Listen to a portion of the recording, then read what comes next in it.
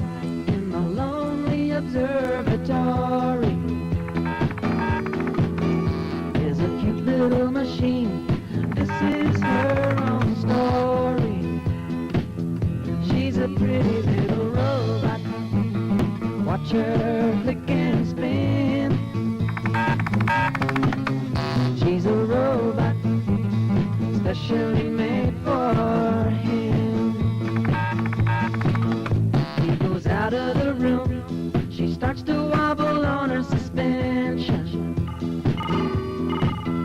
And she makes funny noises just to get his attention. So then he comes back before it gets too late. So her antenna doesn't get bent out of shape, 'cause he's in love with a robot. Watch her click and spin.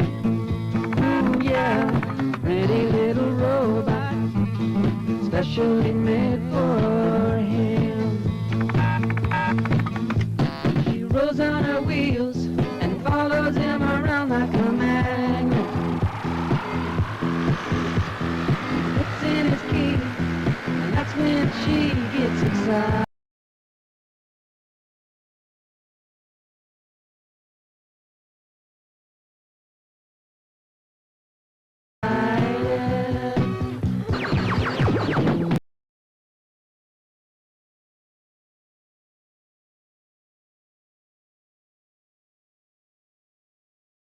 The robot, watch her click and spin.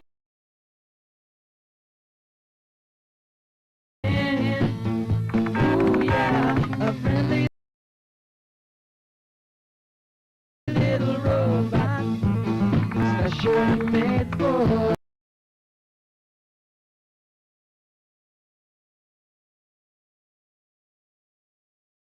him.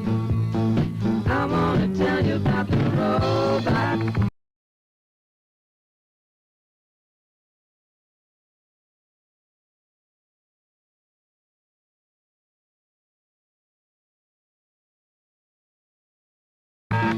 Watch her click and spin. Ooh yeah, a heavenly robot, specially made for him. A pretty, pretty, pretty little robot.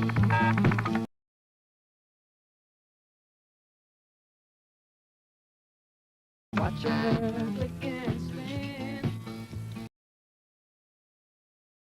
Ooh yeah, a pretty. Praise the Lord.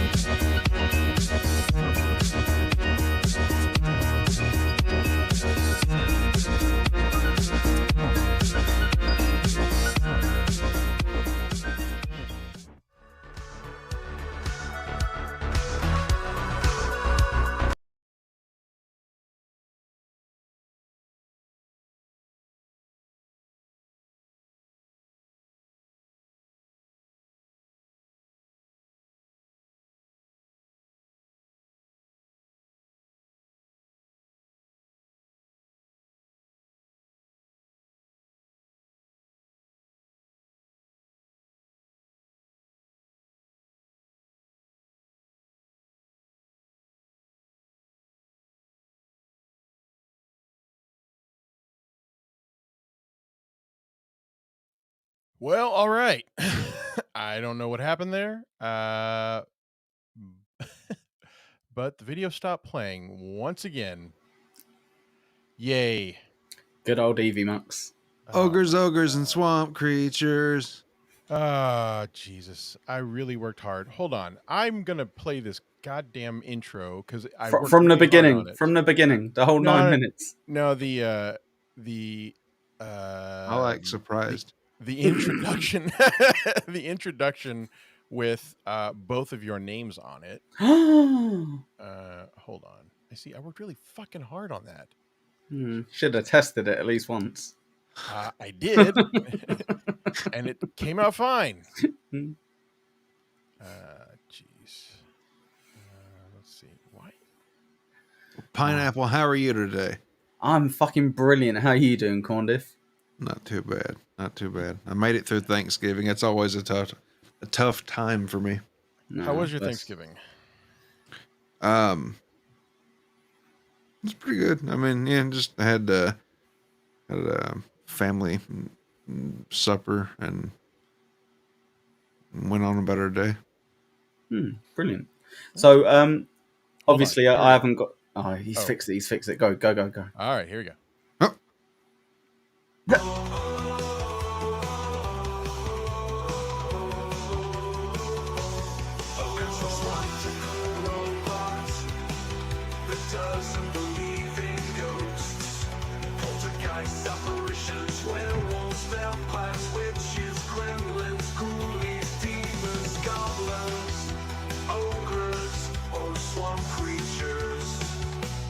Ogres are swamp creatures.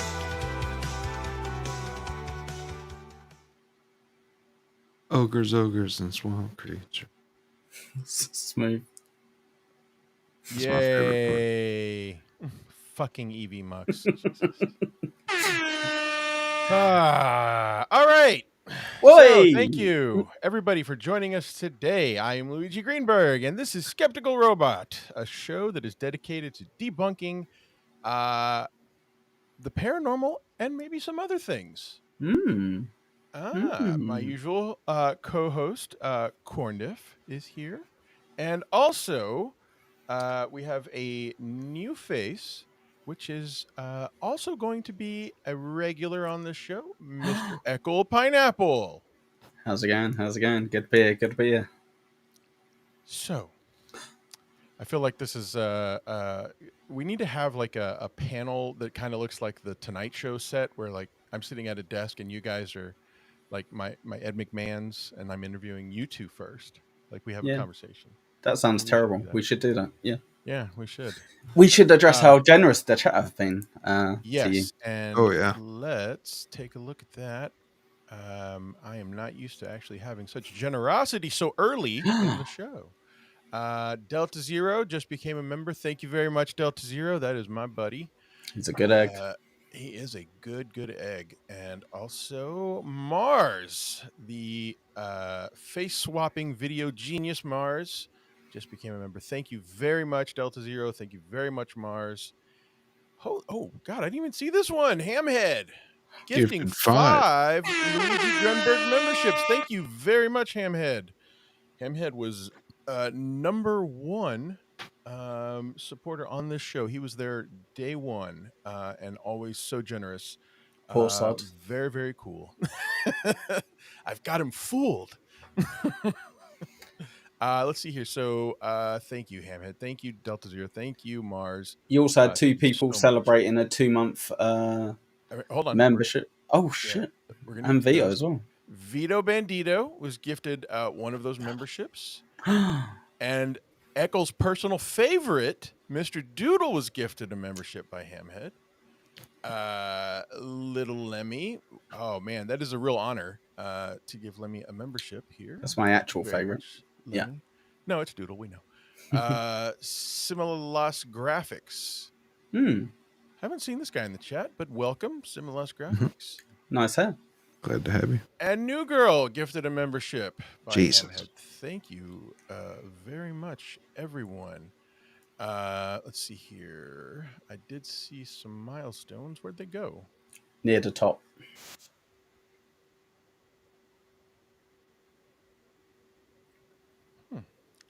One of them was Ekul Pineapple for 2 months. Yeah.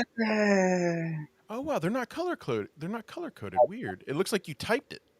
I Ekul did. Pineapple. I was Celebrate. just Oh no, I didn't. It was also who renewed it? It and was Mars Yeah, celebrates. it's Mars as well. Yeah. 2 months. Awesome.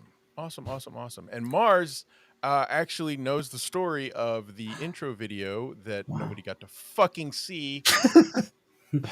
God damn it! It's like watching Stuttering John. This is great. Carry on. Yeah, no shit. Believe me, I get. Boo. Yeah, not loving that. That's fucking sucks. I really hate that. I'm gonna have to figure out a different way to do this. Maybe do it in pieces. Let's see. I'm reacting to something in the chat. Chunksta just became a member. Thank you very much. Oh, is that what you? I didn't. I was helping. No, it's good. I like it. Actually, that could be very helpful. Sure. Oh, and I'll just go. Oh, yeah, got it. Man. Let's see. Thank you very much to Chunksta. All right now. So thank you again for being here. Before we get started, Corn would like to make an announcement. Yeah. Everyone, are you sitting down? Oh no! I'm kidding. Oh no! He's going to. He's going to actually summarize the Amityville haunting story and. Yeah. I don't know if I can do that anymore. Yeah, so folks, we are going to be changing up things a little bit on this show. Ekul pointed a gun in my face and told me that he demanded some airtime on this show, and I said, "Fine, you can have it." No, Ekul and I actually worked together to create Skeptical Robot, and our original plan all along has been to split hosting duties, and we have finally found the right opportunity to do it. And so from now on, we are going to be trading hosting duties on and off every week. I will be taking Skeptical Robot on my channel, and then the following week, he will be doing Skeptical Fruit on his channel. For sure. And were you laughing at Corndiff? We are. we are very excited about this, and it helps kind of lighten our loads because we have very heavy loads. Lighten the load. Shooting chains. Anything you want to say? I know it's probably awkward now, but anything I want to say, or Condiff, do you say? Sorry, I wasn't paying attention. I was changing my background because I'm now promoting my show. I will be interrupting this show non-stop until next Friday. But yeah, no, it's going to be slightly different, less gay ghosts and more cool conspiracy stuff. So yeah, hop along. We'll still have, if Corndiff's up for it, we'll still have Corndiff, we'll still have Luigi. It will just be me doing the grunt work that Luigi's been doing week in, week out. So, yep. And so not a real change in the content, just going to be changing it up a little on channels, but you will still get our three pretty faces. Look, got a super chat. Also, Dang Lizard. Thank you very much for the €5. Not a lie, right before we went on the air, I was actually getting a lesson in European currency. Nope. In British currency. Euros are completely different. That's true. It was British. In my mind, though, I was very confused. So I associated it with all the Britons. So you got the pineapple and the corn on the who is who of the Dabbleverse. No, seriously, who is who? I want that SJ money. I don't want that SJ money. I want the Bob money. Shit. We got Rochi calling me out in chat as well. Let's see what we got. Let's see. Oh, actually, you got a super chat instead. Sorry. Fuck you, Rochi. Money pays. Sorry, Ham. Hey, man, this guy gets right to it, and I do appreciate it. No farts, no super chats. And here's what I have to say to that.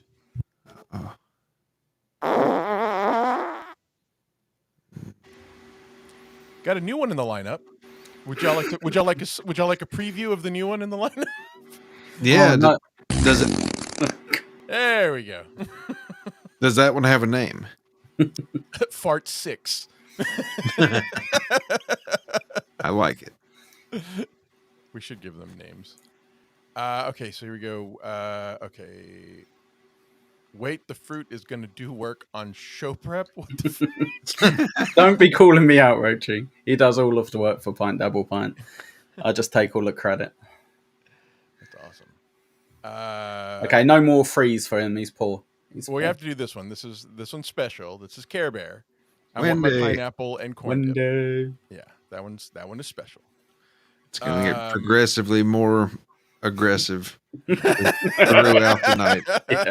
Yeah, for sure. You know what's funny is I believe everyone except me has had some experiences with Wendy. So she's actually asked for you never to go on her show. Yeah. Which we all agreed with, and we thought that's a very good decision by Wendy. So very smart, Wendy. Never have Luigi on your show. He is. As far as I know, No Wendy is still just a gem and a lovable princess to me. So of course. She is.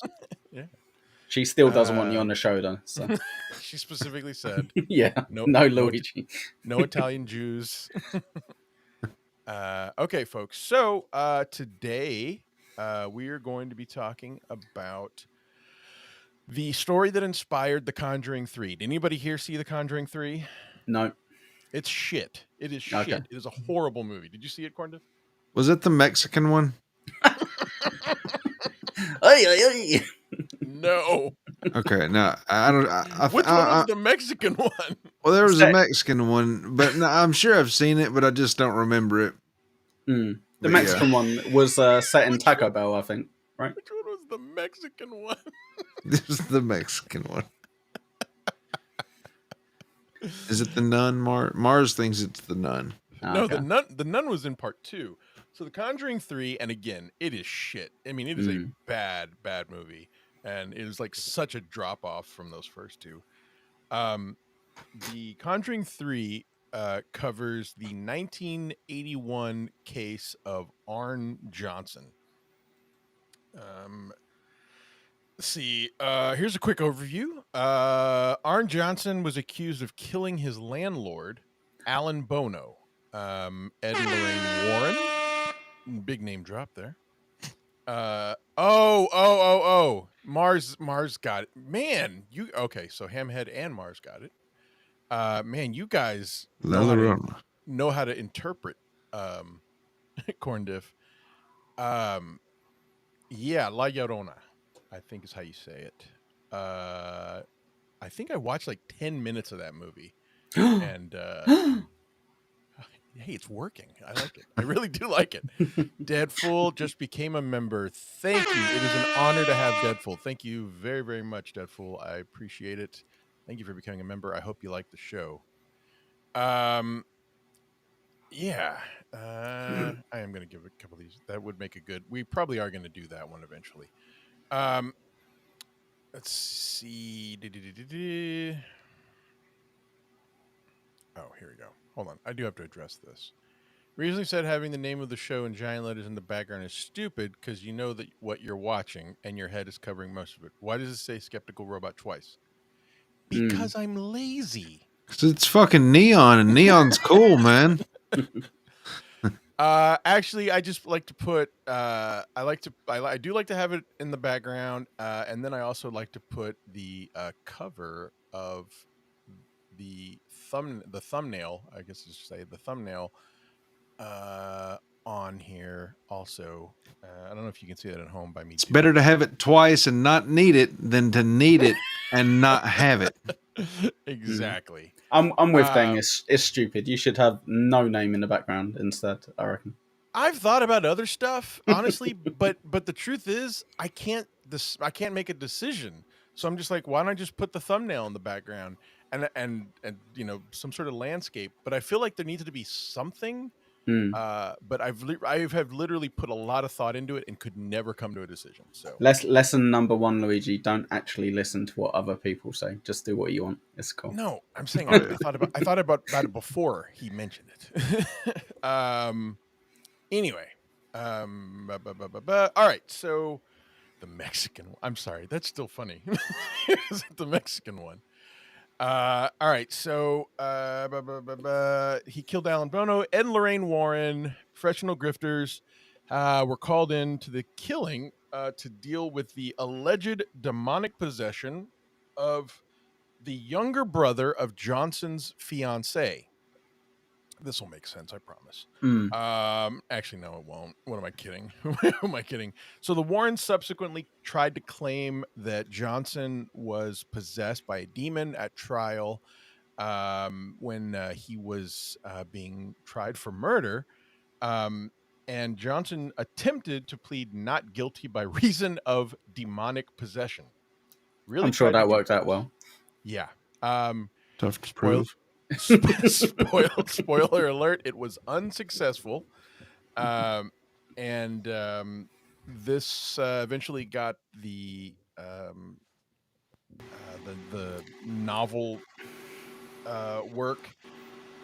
It was described in the 1983 book The Devil in Connecticut by Gerald Brittle, who was also the guy who wrote The Demonologist from 1981. Basically, he was following Ed and Lorraine around and just writing shit down, no matter how grifty or how grifted people got.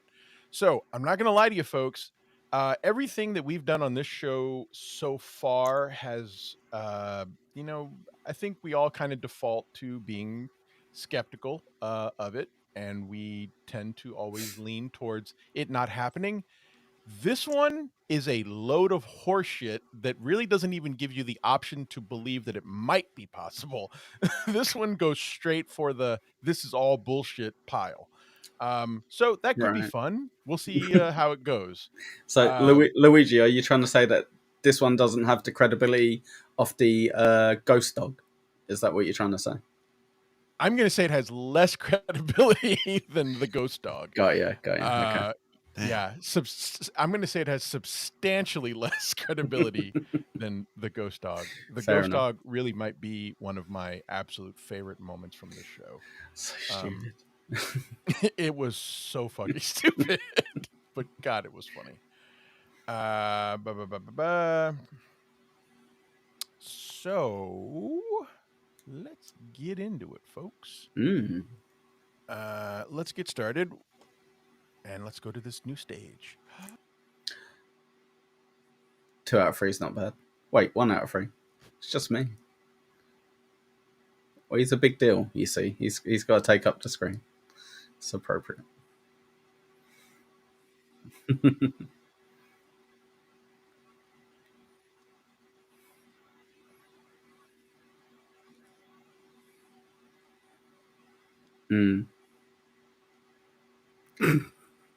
Well, let me pull that up.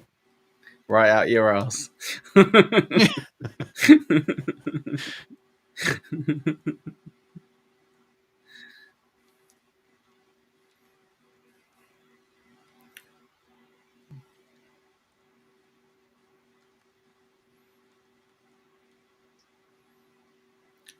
Luigi,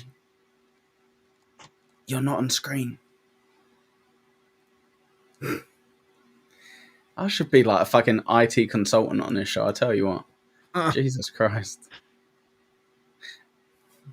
Do you not look at the screen in front of you when you're doing it? And you're like, hang on a second.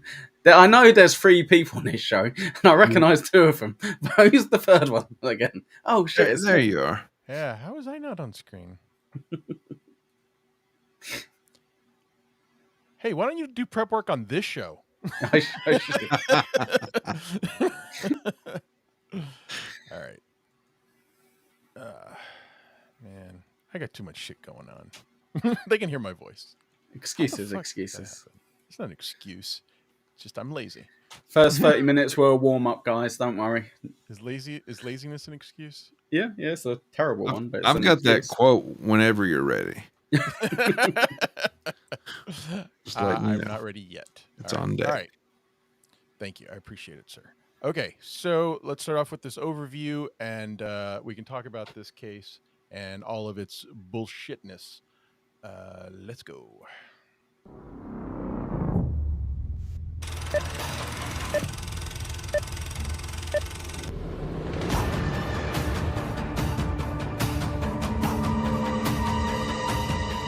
Arne Johnson was engaged to fiancée Debbie Glatzel, and the two were helping move the Glatzel family into their new rental home in Brookfield, Connecticut. Inside the rental home was an abandoned waterbed that the family members had taken turns laying on the bed and goofing around.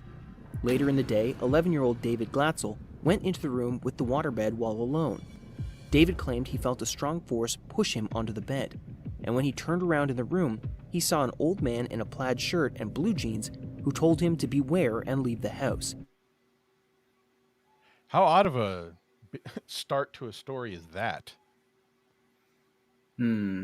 So they went into a house, and there was someone who still was living in that house, and he told them get out of the house. That's what I've learned so far. Is that right? Yeah, pretty much. And they had a waterbed, and who the fuck would actually go and lay on a stranger's waterbed or keep it? Seems odd to me, but you know, whatever.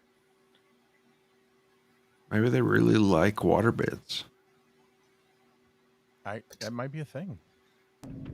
Terrified, David ran to tell the rest of his family about this ghostly interaction, but they all thought he was simply trying to get out of helping unbox. Unfortunately, this was not the end of David's encounters with spirits. Not much later, David saw the old man again, but this time he looked much more demonic. The man's plaid shirt and blue jeans were torn, and his skin was much more... This time he had torn blue jeans. Mm-hmm. I want to absolutely make sure that is part of the details of this story. Ragged and appeared to be completely black like pitch. Worst His skin was black. That's new. Enough Racist. said. of all, however, were his eyes, which were much more sunken in and difficult to see, with a beady white stare. This time the man acted more like a beast than a man, growling, snarling, and even speaking in fragmented Latin.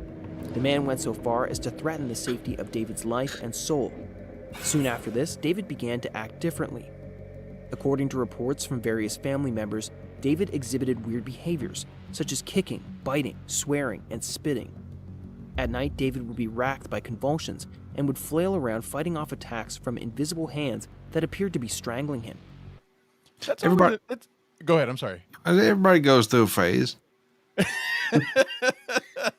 You know what? You're joking. Wait till we get to the end. But He just really didn't want to keep unpacking those boxes.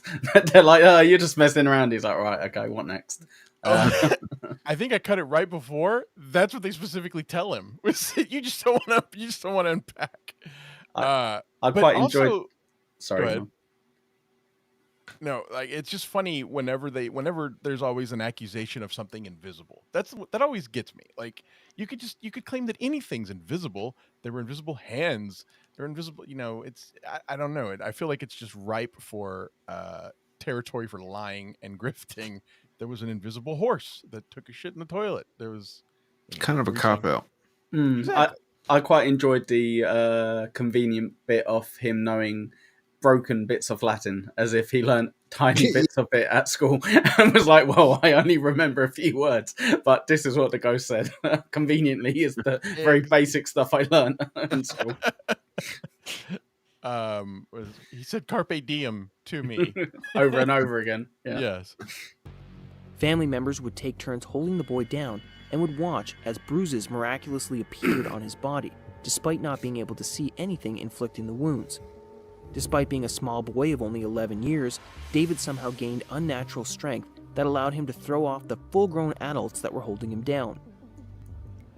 David's young voice would also change, reportedly growing deeper and angrier, as well as sounding as if multiple people were talking at once. David would... So what's funny is we're going to hear audio and we're going to see pictures of a lot of this. And this is part of the, theme or a recurring theme that we have on the show is that when people say that something happened, it's always odd when they say it happened when they're holding a camera in their hands, but they say they didn't video it. Right. The Warrens apparently had a full team of videographers, cameras. They say that they have these pictures of these things happening, yet have never once been able to produce them. Always something to keep in mind when analyzing these things. Would start talking in languages he did not know, including Latin, and in one particularly weird case, he perfectly quoted John Milton's famous epic poem Paradise Lost, despite his... Why would that even be associated with something a ghost or a demon wants to do? Like, I don't even know the motivation or the reason behind something like that. That really just seems like a real stretch. Like someone they ran out of ideas. Yeah. I'm just imagining if I was doing this as a kid at like 12 years old, I would just be going, Dulce et decorum est pro patri amore, and they'd be like, oh my god, he's speaking Latin. I'd be like, I kind of remember a bit of it because it was Wilfred Owen, but that's about it. Like, how come he remembered a random poem? It's like, yeah, okay. It was pig Latin. Definitely a ghost. Lorraine Warren just called it Latin. Like, it's Latin. Let's just put it down. Let's see here. His parents insisting there is no way he would have ever read it, especially not enough to have sections of it memorized perfectly. The further David succumbed to his apparent possession, the more and more scared the Glatzel family grew, and Debbie eventually asked Arne to move in so he could help assuage her fears, as well as help deal with David. With nowhere else to turn, and David... So let me ask you guys, have you ever dated a woman who has said, I want you to move in with me so that we can help hold my brother down? Oof. Yeah, but it's a completely different situation. She was a bit, no. She was. Those were the words that were used. But what I find really really upsetting for this kid, they're like, yeah, sure, he could have read a book and remembered a quote, but he's a fucking retard. It's a lot more likely that this kid was possessed by a demon, and everyone's like, yeah, he's way too stupid to remember that. Yeah, definitely a demon.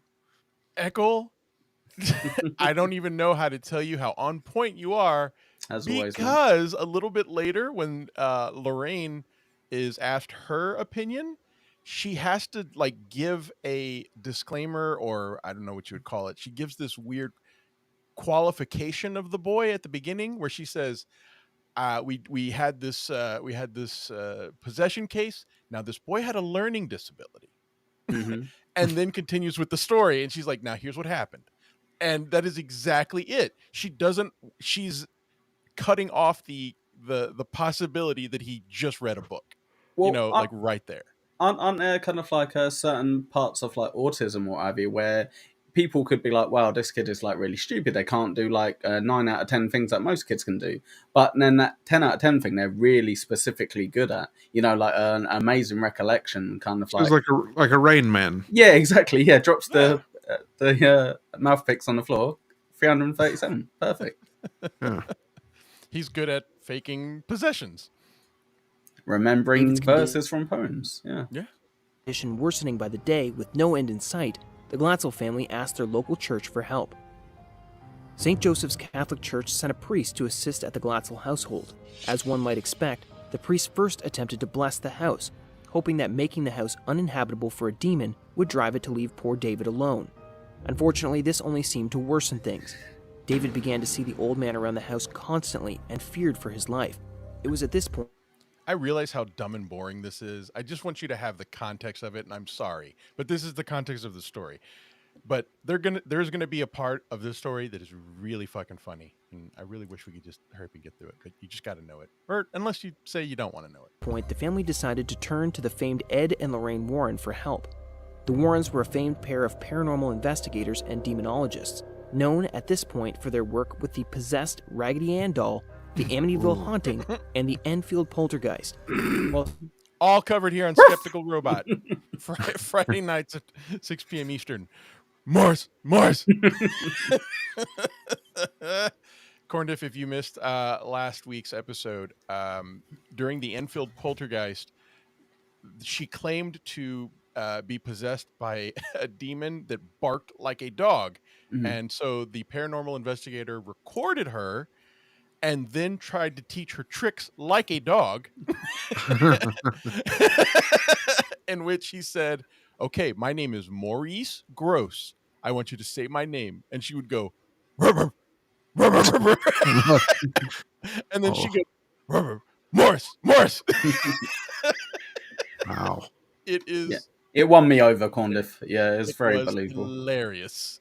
And yeah, it was great. So While skepticism has always surrounded the Warrens by many who didn't believe in the existence of ghosts, those who do believe in ghosts hold them in high regard. With them, the Warrens brought a mental health professional to ensure that this was not simply a case of David having some sort of mental illness. While it was found that he had a small learning disability, they ruled out the possibility that this is what was causing David's erratic behavior. With the there you go. That's exactly what it was. We were trying to rule out the possibility that he read a book. Warrens now in the picture, the group began performing exorcisms over the course of a few months. While this was happening, David's vision apparently worsened, and he began to predict the future, apparently even predicting the murder that was soon in the family's future. Lorraine called the police to warn them when this occurred. However, this was unable to prevent any of the oncoming damage. The Warrens and the Glatzels were able to find out some information about the demon supposedly possessing poor David. Namely, that it was not just one demon, but apparently 43 different entities. 43? 43 different entities. And, like, don't you just think that there's, like, somewhere or at some point he was just like, okay, there's Frank the demon, there's John the demon, there's Tom, and I don't know. Why is that even part of the story that there has to be more than one? We don't believe the first one. The next 42 make no difference. This kid is so far ahead of his time. I'm not sure if either of you have watched it, but that show that Blind Mike does with Carl. They go over people who have like 43 different kind of genders or personalities or whatever. Yeah. And I'm like, this kid just was there. He was just born 30 years too early. Poor guy. Yeah. We are actually going, before the end of the show, we're going to actually meet Mr. David Glatzel and his 43 demons. Wow. Yes. Honored. As a all guest? Of which were named by David. He would not return my calls. Oh, We're going to see in the video. Okay. Himself. During one of these exorcisms, Arne was heard taunting the demon and imploring it to leave David alone and take him instead. This was the beginning of the end for Arne. According to various sources, not long after Arne had egged on the demon, he was involved in a freak accident where he claimed that something had taken control of his car and forced him to ram into a tree. Arne claims that following this accident, he went to investigate a well behind the Glatzel home. Have you guys noticed? Vagina! That was the wrong sound effect. What was that? What was? I meant to go for this. 5 gifted memberships. What was? I hit the vagina one. Vaginas! Just as good. What is that from? Sorry. That's just Mr. Garrison. Oh, okay. This is funny. I was gonna say. Oops. I was gonna say, do y'all notice that is a very recurring theme with the Warrens? Vaginas. Vaginas, and demon car wrecks. Like anytime someone taunts a demon, there's some sort of car wreck after. It happened with Annabelle. It happened with the priest in the Amityville horror. That they really just run out of ideas and they start reusing them. But Hamhead gifting another 5 Luigi Greenberg memberships. Thank you, Hamhead. Man, that's fucking awesome. Vaginas. So much. Vaginas are awesome. Please gift vaginas if you can. Wait. No, Corndiff, if anything pops up in chat, please click vaginas again. That's way better than the horn. That's way better.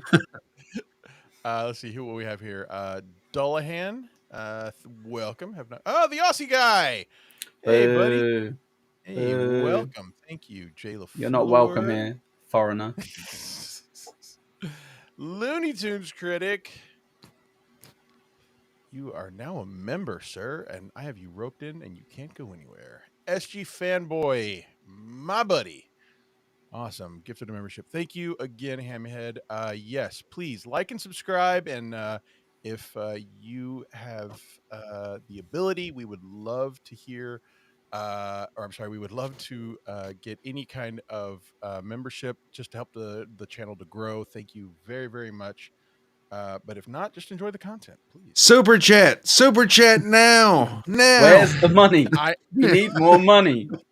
listen. Ekul has a goal. I really tried to argue to not have a goal, but he insisted, no, we need to have a goal.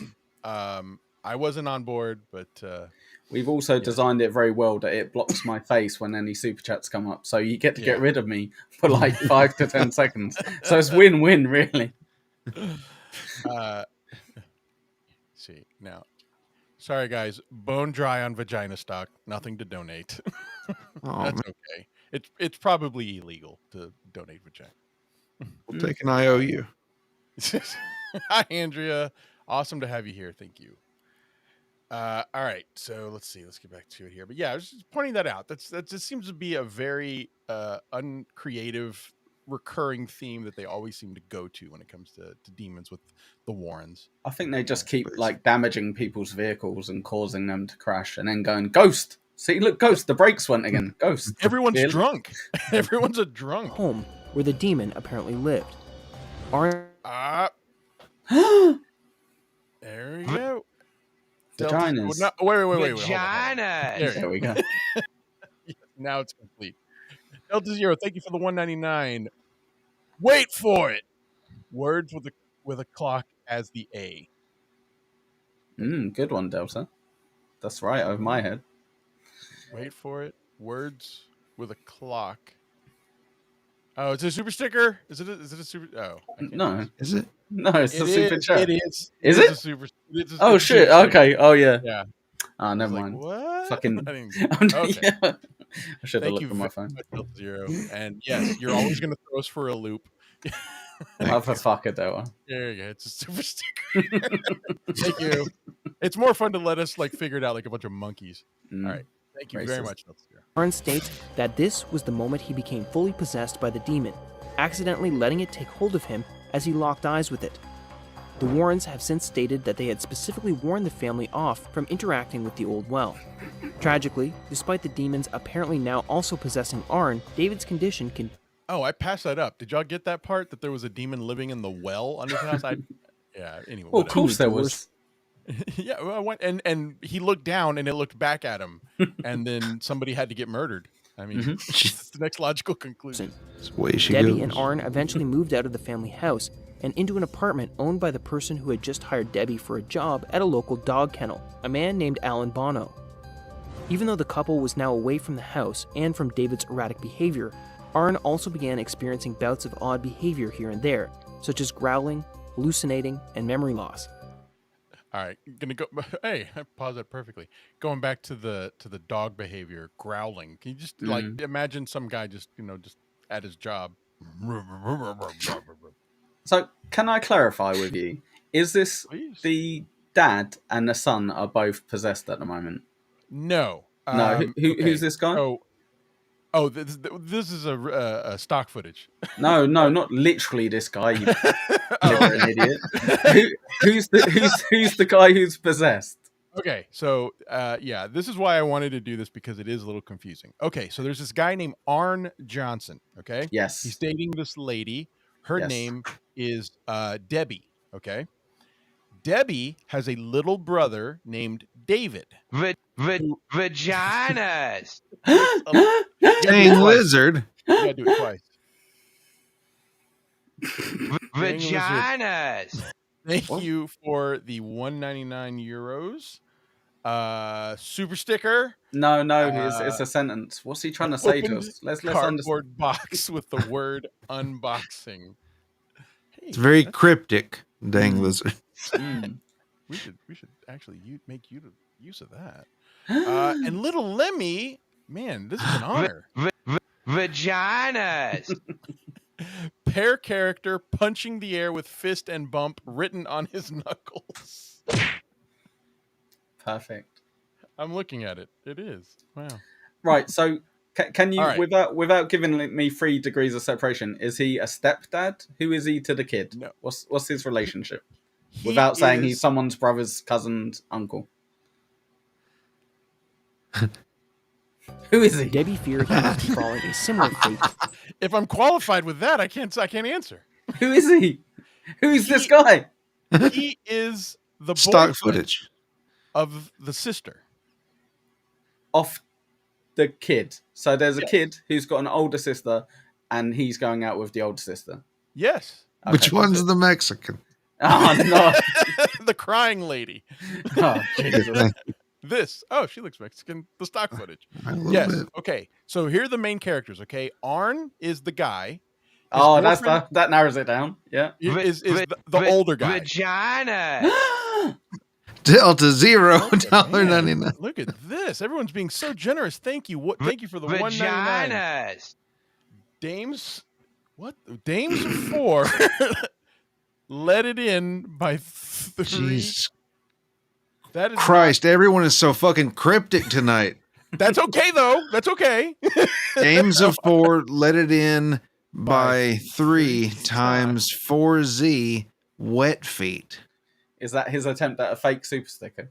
I believe he just butt dialed us a super chat, which is fine. Please, everyone, feel free to butt dial super chats. But thank you for your generosity, Delta Zero. Thank you very much. Well, fuck yeah. And oh my God, look, Vaginas. tonight. Thank you so much. Stutch. That's Goddamn the free right, one. Roach. Get rid of That's that. Roachy. Get rid of that. That's Nobody free. wants that. Nobody wants that. Stachuxta, thank you for the $2. A shrimp boxer. What the fuck is that? Curtains of It's another super sticker. hams. Okay, that's not a super sticker. Very good though, because you had me fooled for a second. It is not.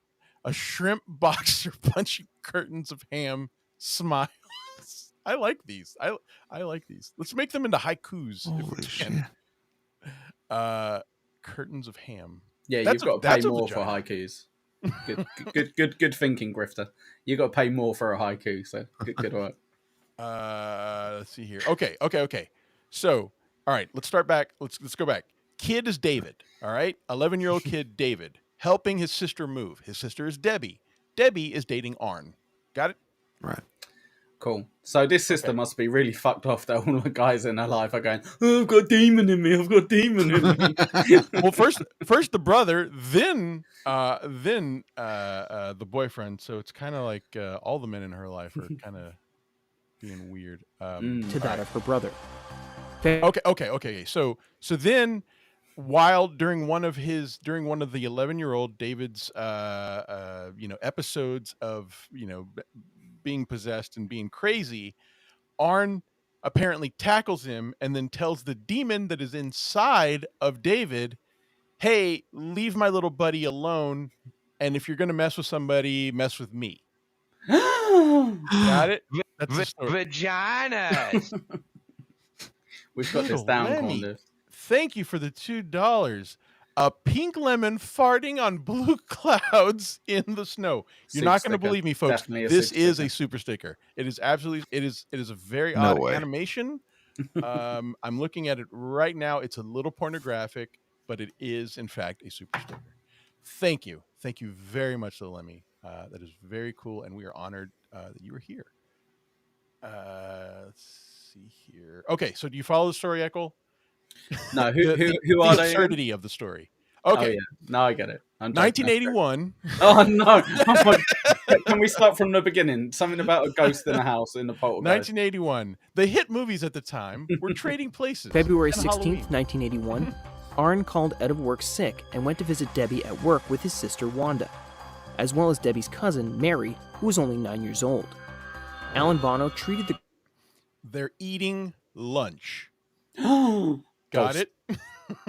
group to lunch at a bar and reportedly drank heavily before taking the group back to his apartment. Debbie later took the younger girls out to grab pizza, but later she said she felt a lingering dread, like something awful was about to happen. So she Shit, the quickly shit. returned to the apartment with the girls in tow. Alan got irritable when the girls returned, and Debbie began urging Arn and the girls that they should leave. At this point, Alan grabbed 9-year-old Mary's hand and refused to go in order to keep the group from leaving. At this, Arn, who had left the room at Debbie's urging, came back and yelled for Bono to let Mary go. Bono let go of her hand and Mary ran for the car outside while Debbie jumped in between the two men, sensing a fight was about to break out. Little did she know it was going to be much worse. Arne began to growl like an animal and pulled out a pocket knife, flicking it open and lunging at Alan and stabbing him. Arne then got up and left, leaving the girls to deal with the aftermath. So as if pulling out a knife isn't like scary enough. Imagine someone pulling out a knife and going. I like that AI had a massive fuck off knife with like the knuckle dusters, and in the description it's like pulled out a pen knife. But yeah, the pocket knife. I noticed that too, and his has brass knuckles on it. Yeah, people are not fans of the AI on this, by the way. Just as a heads up. I get it. I really, instead of me having to sit and just explain it, because you can tell that Ekul doesn't get it. I like to play a video to do it, because for every one of these hauntings there is some sort of video that just summarizes it, and I think they just do a better job at it. And I totally get it. I don't love it either. The police were called and eventually Just picked doing up it for the Arne as he information. wandered in the nearby woods, roughly 2 miles from the scene of the crime. He was promptly arrested and placed in jail with a So the 2 miles from the scene of the crime is actually an interesting part of the story that I have to say is that they kind of, in the movie at least, they kind of paint it as him being delirious and wandering. But I tend to think that really just kind of means he was probably running. Whatever. bail of $125,000. Alan managed to briefly survive his wounds but died several hours later, making this event the first murder in the history of Brookfield, Connecticut. The next day, Lorraine Warren went to the police to tell them that Arne had been possessed at the time of the murder, and once this news went public, the media around the case exploded. Martin They had cell phones in 1980. Manella was hired to defend Arne, and not only didn't drop the case as soon as he heard of the possession story, Martin completely ran with it. In an article from the New York Times published on March 23, 1981, Martin was quoted saying, "The courts have dealt with the existence of God.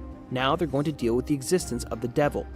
As one might imagine, this case was incredibly controversial throughout the country, not only marking the first time demonic possession would be used as a defense, but occurring as Christian and occult beliefs flourished, and the country was beginning to be swept up in a wave of satanic panic.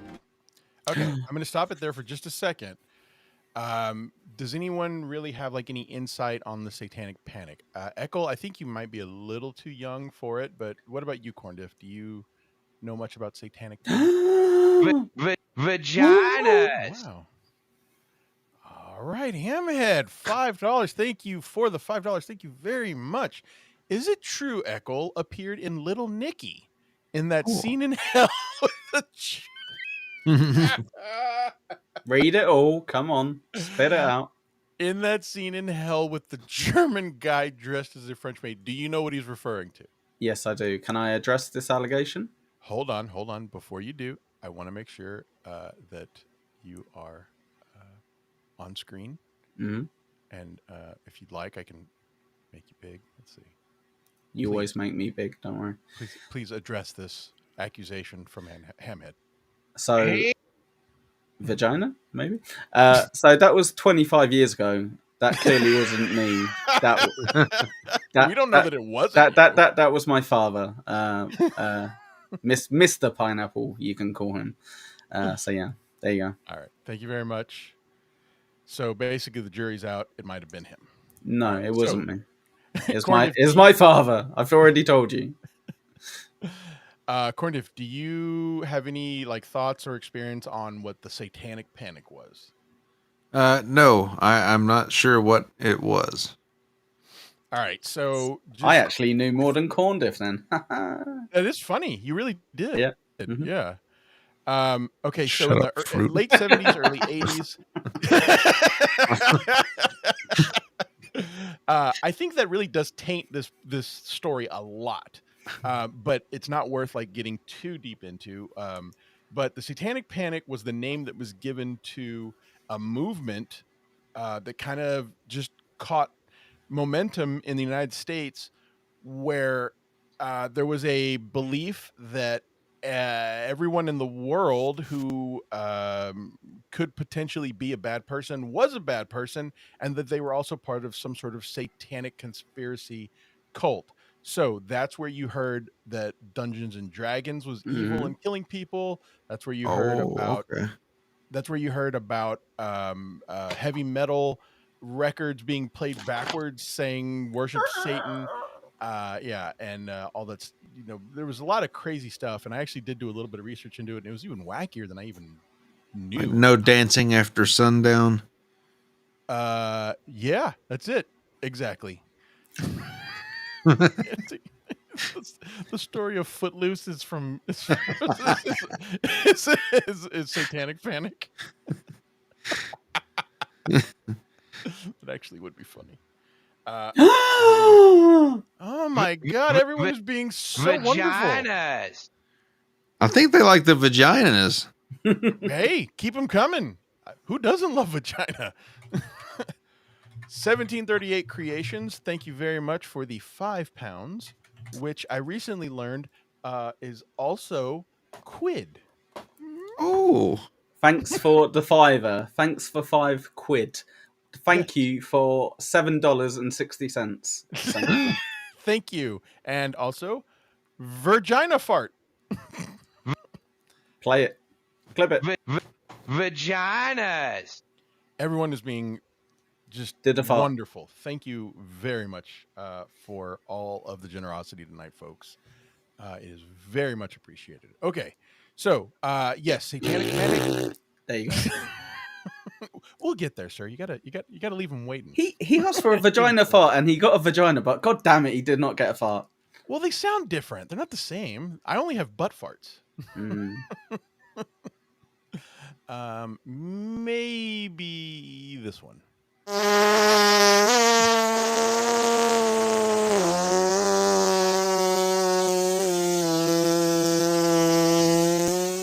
We can ask Lemmy if that's an accurate vagina Yes. fart. Have If you you ever can been let us with know a in chat. woman who queefed that long and that hard? oof. Oof. Powerful. All right, so yes, that was what Satanic Panic was, and it was really interesting. I looked at a couple of interesting, like little short documentaries about it, and it was really prevalent in the mainstream, which was really weird. Like you saw, like news channels, like 2020 and Primetime Live, doing these long, quote unquote exposés on satanic infiltration of like the government and stuff like that. It was crazy, but I think that definitely it completely taints this whole story, because I think that was something that Ed and Lorraine saw as an opportunity to grift. And someone even mentioned, in one thing I saw on this, was that up until this, they were looking for ghosts, and then suddenly they weren't looking for ghosts anymore. They were looking for demons. And then after that, they never went back to ghosts. They only saw demons everywhere they went. So anyway, finish. Martin traveled to Europe to talk to lawyers that had been involved in a similar possession case that hadn't made it to court, and was Martin was the lawyer. Ekul. even threatened to subpoena the local church's priests when they refused to cooperate. By all accounts, it seemed as though the possession case, as presented by Martin, might hold enough water to protect Arne. However, when they presented Judge Robert Callahan with Arne's plea, not guilty by virtue of possession, Judge Callahan refused the defense. He was quoted telling them that there was no evidence to prove this defense that wasn't irrelative and unscientific. This forced Martin and Arne to change his plea So they went to the judge, and the judge said, "Get this shit out of my face." to not guilty by virtue of self-defense, hoping to highlight Alan's final act of aggression towards young Mary. The trial began on October 28, 1981, and on November 24th, the jury went through 15 hours of deliberation, after which they found Arne Johnson guilty of first-degree manslaughter, and he was sentenced to 10 to 20 years. Corndiff, do you have a womp womp sound? Vagina. Yeah, I got. Oh, I thought you had one of those. That's pretty good. That's pretty good. Do I have? Wait, do I have one? Maybe. Whatever. There you go. They tried. Years in prison. Arne would end up only serving 5 years of his sentence, being released early due to his model behavior in prison, and was even able to marry Debbie while still in prison. Do you think Arne was actually possessed, or was he just a cold-blooded killer? So I left that part in because I was kind of curious. Where do you lean on this story, Corndiff? I'll ask you, Ekul, also. What Well, what do you mean? In what way? Like, Was he possessed when he killed Alan Bono? no. All right. Good night, folks. Thank you. That's about it. How about you, Ekul? What do you think? I think it's pretty damn convenient. The moment he went to jail, all of a sudden he went, yeah. I'm not a crazy guy possessed. I'm not going to go up to that big black guy and try to kill him. Say, I'm the devil. All of a sudden I can do good behavior and get out of jail. Good behavior. Exactly. That is such a great element of the story. So he was this wild dog with a knife when he killed someone, went to prison, and now suddenly is an ideal prisoner. I'm just imagining this like demon or ghost or whatever being like, oh fuck that, I'm not going to jail. You seen those guys in prison? I'm not going. Fuck that shit. Yeah, that is a great observation, sir. That is a fantastic observation. Then, yes, this guy who pulled out a knife was willing to stab in a very prison type way, honestly, and suddenly sobered up and was like, hey man, I'm gonna be good. Don't worry about me. You can trust me. I'll snitch on whoever you want me to snitch on. And I'm gonna be good. I'm not gonna cause any problems, and I respect everyone. Yeah. So yes, fantastic. So now we got that out of the way. That's the story. So now I actually do want to compare it to the Conjuring 3 trailer. In that we have now seen how fucking boring and lame that story actually was. What does Hollywood do with a story like that? Ah, shit. I did it again. Fuck. So you missed this last week, Corndiff. I actually changed up my transitions, but I gave myself a timer so that I would know when the new one starts. I should be talking over the timer, but I kept pausing it. I'm an idiot.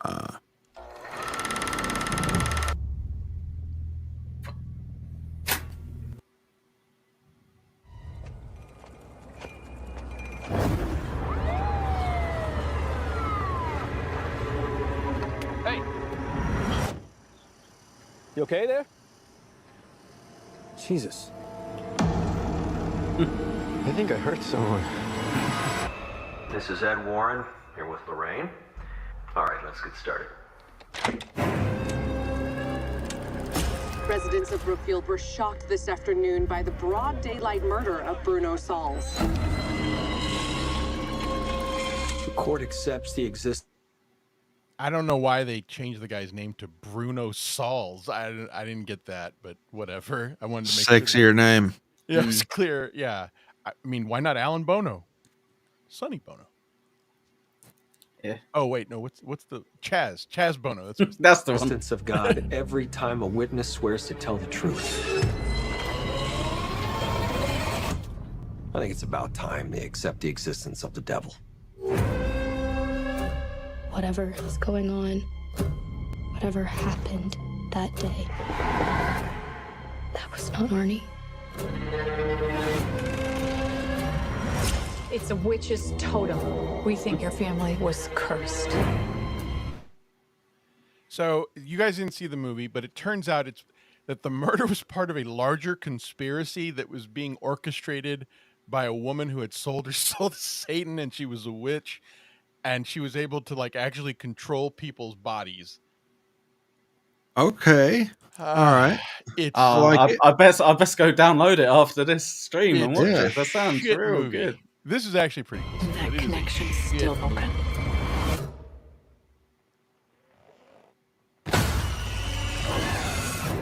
Remember that waterbed? I'm only interested in reality. That's what I was supposed to do. But I can see things that your people can't. What does she mean, your people? Damn it. You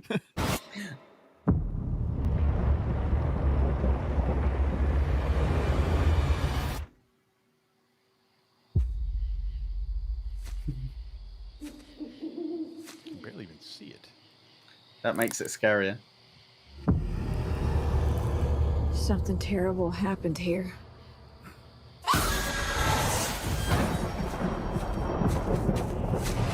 A master Satanist is not an adversary to be taken lightly. She's doing it again.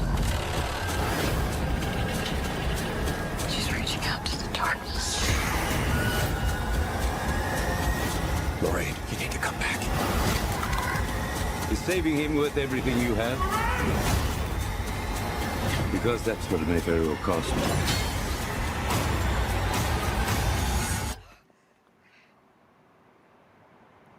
Lorraine?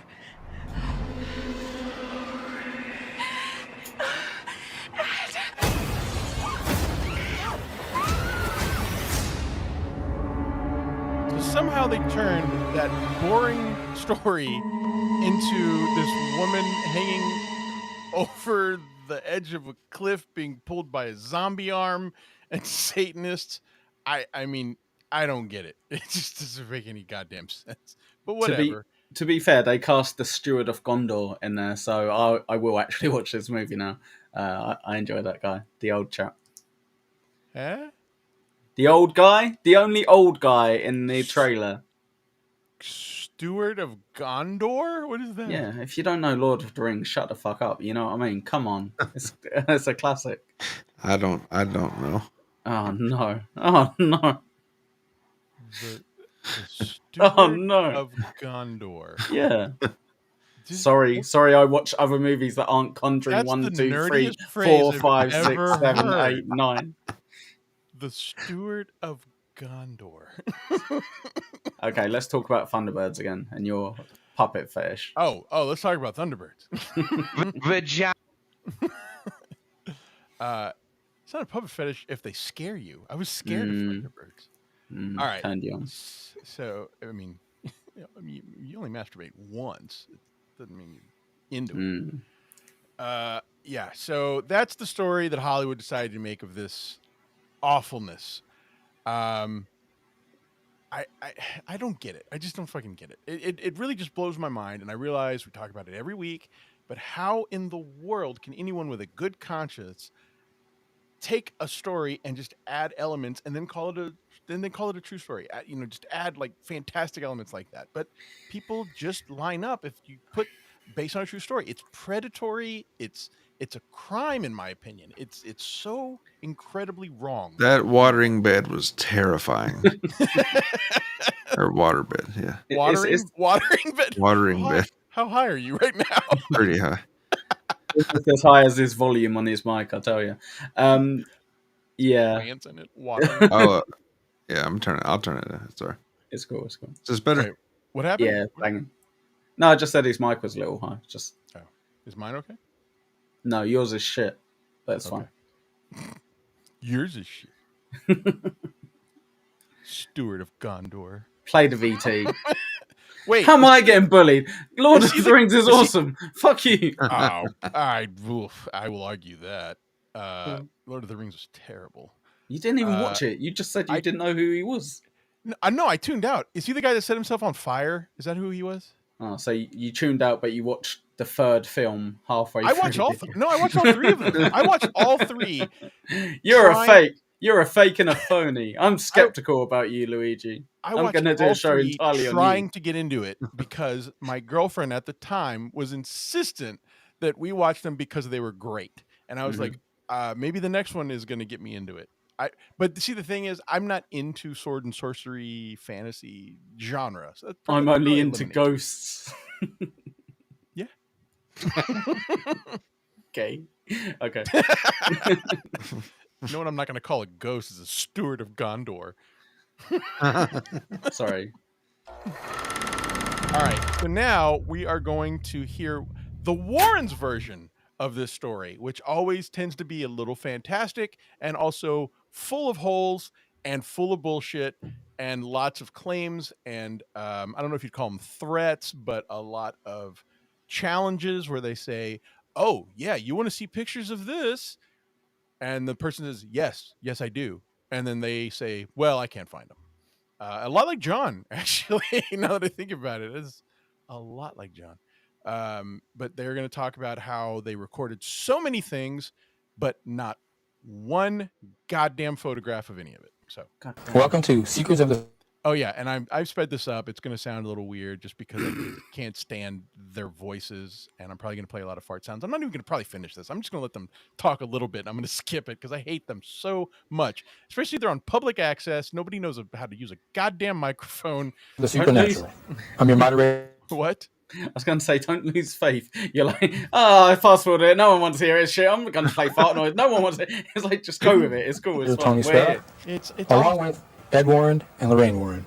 Tonight we're going to speak of a fascinating case that happened right here in Connecticut. That's their the son-in-law. Brookfield demon murder case. Seriously, I'm which not was saying also made Ekul, into that a is their book son-in-law. that we have here, and also made. You know what? Actually, I forget. You haven't been with the show the whole time. So this is their son-in-law, and they had a public access show that they would appear on, and they were always the surprise guest. And it was called Seekers of the Supernatural. They were the Rob Soul of the Doubleverse. Always the surprise guest. Pretty much. And then after they died, this guy was left to be the owner of their occult basement museum. And he just sold everything. He's like, fuck you guys. Don't blame him. I'm not doing this. But he worked for them. He was apparently also a former cop. Who knows what's true. But he worked for them for his life, and he was the curator of their Halloween museum. And then, yes, he blames it on zoning, but it was funny how the zoning laws went into effect the day after they died, or the day after Lorraine died. And was just like, yeah, I'm if they're not around, I'm done with this. So Get into a movie of the week called The Demon Murder Case. And what I'd like to do is start off, if I could. Oh, that's something funny that I almost played. And I don't know why I didn't think about it when you mentioned Footloose earlier, Corndiff. He said that this was turned into a movie called The Demon Murder Case. That was true. That was a made-for-TV movie starring Kevin Bacon. I'm not kidding. No shit. Could with you, Lorraine. Can you tell me a little bit about how you got involved in this case right from the start? We were contacted by Father Dennis, who at that time was pastor of St. Joseph's Church in Brookfield, Tony. That is a lie already. It's the first lie. Turns out David's mom was a fan of the Warrens and actually attended their lectures. She called them directly. She's such a sweet old lady. How is she lying to me? Because she wants to steal your wallet. Oh, no. And the call came in, and he spoke about a young boy who he had been trying to help. Who he had been trying to help. But recognized it as a case of possession. We went to the house. When a priest calls about a young boy, you know there's going to be a party. Yeah, for sure. There's a joke there somewhere. This hot night, I can remember like the steam and the moisture coming off the ground. It was a weird night when we. It was a weird night. What?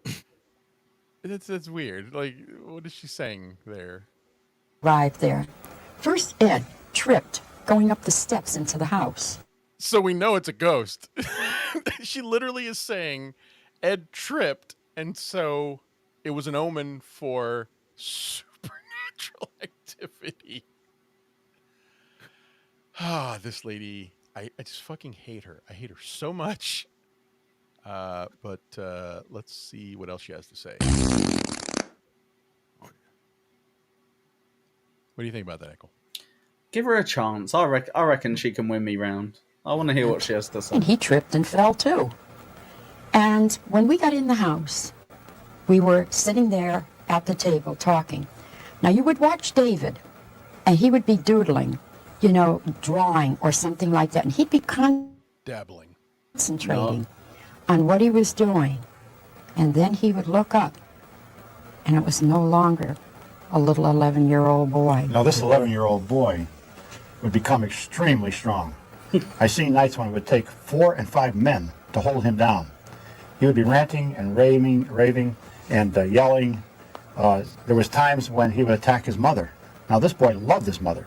He loved his father. I chose to go with a different overview video that I played earlier, but there was one I played where it was a woman quoting the mother when she was attacked or describing the attacks, and she said apparently the boy frequently squeezed her tits.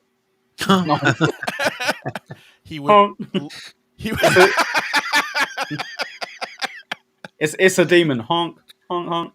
Demon. Not me.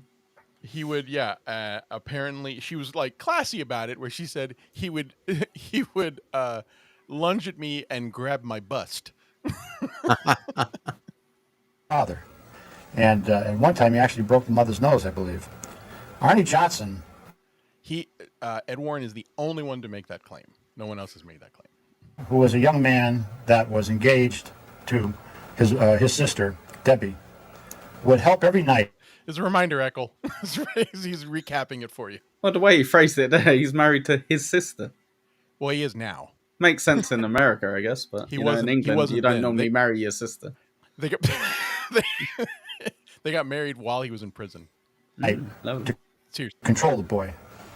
He'd come home from work. He was a landscaper, worked very hard, and he'd have his supper, lay down. But then just around 11 o'clock was when this would occur to David. As Lorraine said, all of a sudden, you'd look at him, he was normal. The next second, it wasn't David anymore. And this would go on until the sun came up. The boy would roll around. He would go into fits. I seen one time when he actually levitated, had extreme strength, terrible obscenities. There were cameras everywhere. They had cameras. We're going to hear about how many cameras they had, but no one could capture this on video or a camera. Weird. It's almost like he's lying. It's unlikely. No, it's mainly because of ghosts. I think they mess with the equipment. I think that's the reason. Yeah. Would come from him, and Arne Johnson, who was a young man, who I would call probably an all-American boy. He loved sports. He was into baseball. He had many awards for baseball. He loved fishing, and he and Debbie, his fiancée, who was David's sister, would go off fishing, and they'd have a... I actually cut part of that off where Ed Warren goes into everything that's great about this guy, where he's like, he's handsome, he's muscular, and at some point he goes, and if you wanted a son, this would be your guy. I mean, like, he just goes on, and I was like, can't tell if that's just his way of like stalling to tell another lie, or if he kind of had a crush on him. A good time. But this kid, 18 years old at the time, would stay awake all night long and then go to work the next morning. But he made a fatal mistake. One night he said, and he screamed at these devils, "Take me on. Leave my little buddy alone." He got his wish. He challenged the demonic. And I know that one of the Catholic priests even met with him to talk with him because he was so concerned about his welfare. And because... Why are you smiling, Ekul? Is there like... I made a fatal mistake of reading the chat. Red Rooster just put a random ass comment and it made me laugh. Sorry. Which one? Just out of nowhere. He just went, he's sexy. He's got a big penis. I was like, fair. Yeah, I mean, it gets weird. It's really odd. He has no sexually transmitted diseases. Like you say, he challenged it, Tony. And remember that when you challenge the demonic, it doesn't act at that particular given time, Tony. It waits until you are the most vulnerable. Actual photo. Yeah, can you see what that is?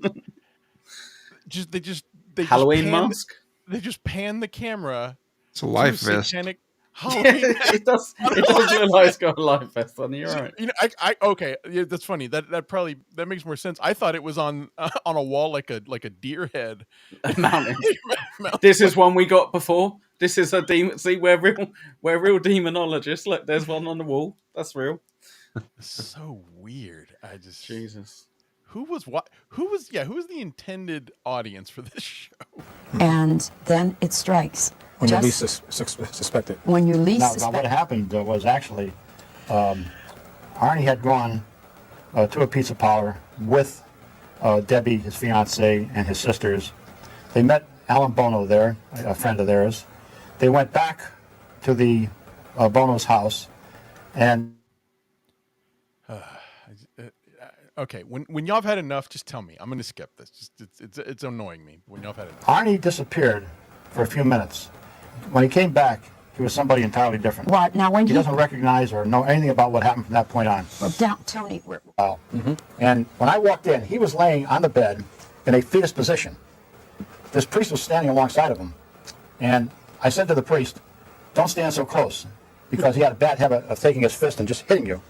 The priest backed up, and suddenly that boy rose up out of the bed very swiftly, landed on the floor, ran into a bathroom, and locked the door. He would not come out. Hysterical laughter came from the bathroom.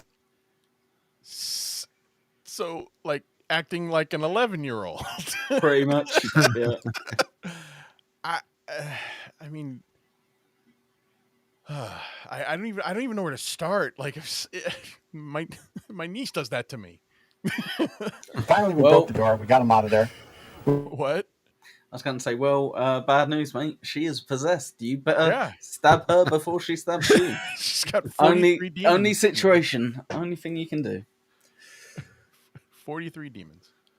Not one less than that. We brought him to the convent at St. Joseph's, where the exorcism was performed on September 9th, the birthday of the Blessed Mother. September 8th. And we felt that this would be successful. And he told us that what they called the beast, which was seen many times in the house and out in the grounds, was back at the house. I went back there, and I had taken holy water with me, while the priest stayed in the convent. I then went through the house, and I used what we call religious provocation. I sprinkled the holy water, and there was a...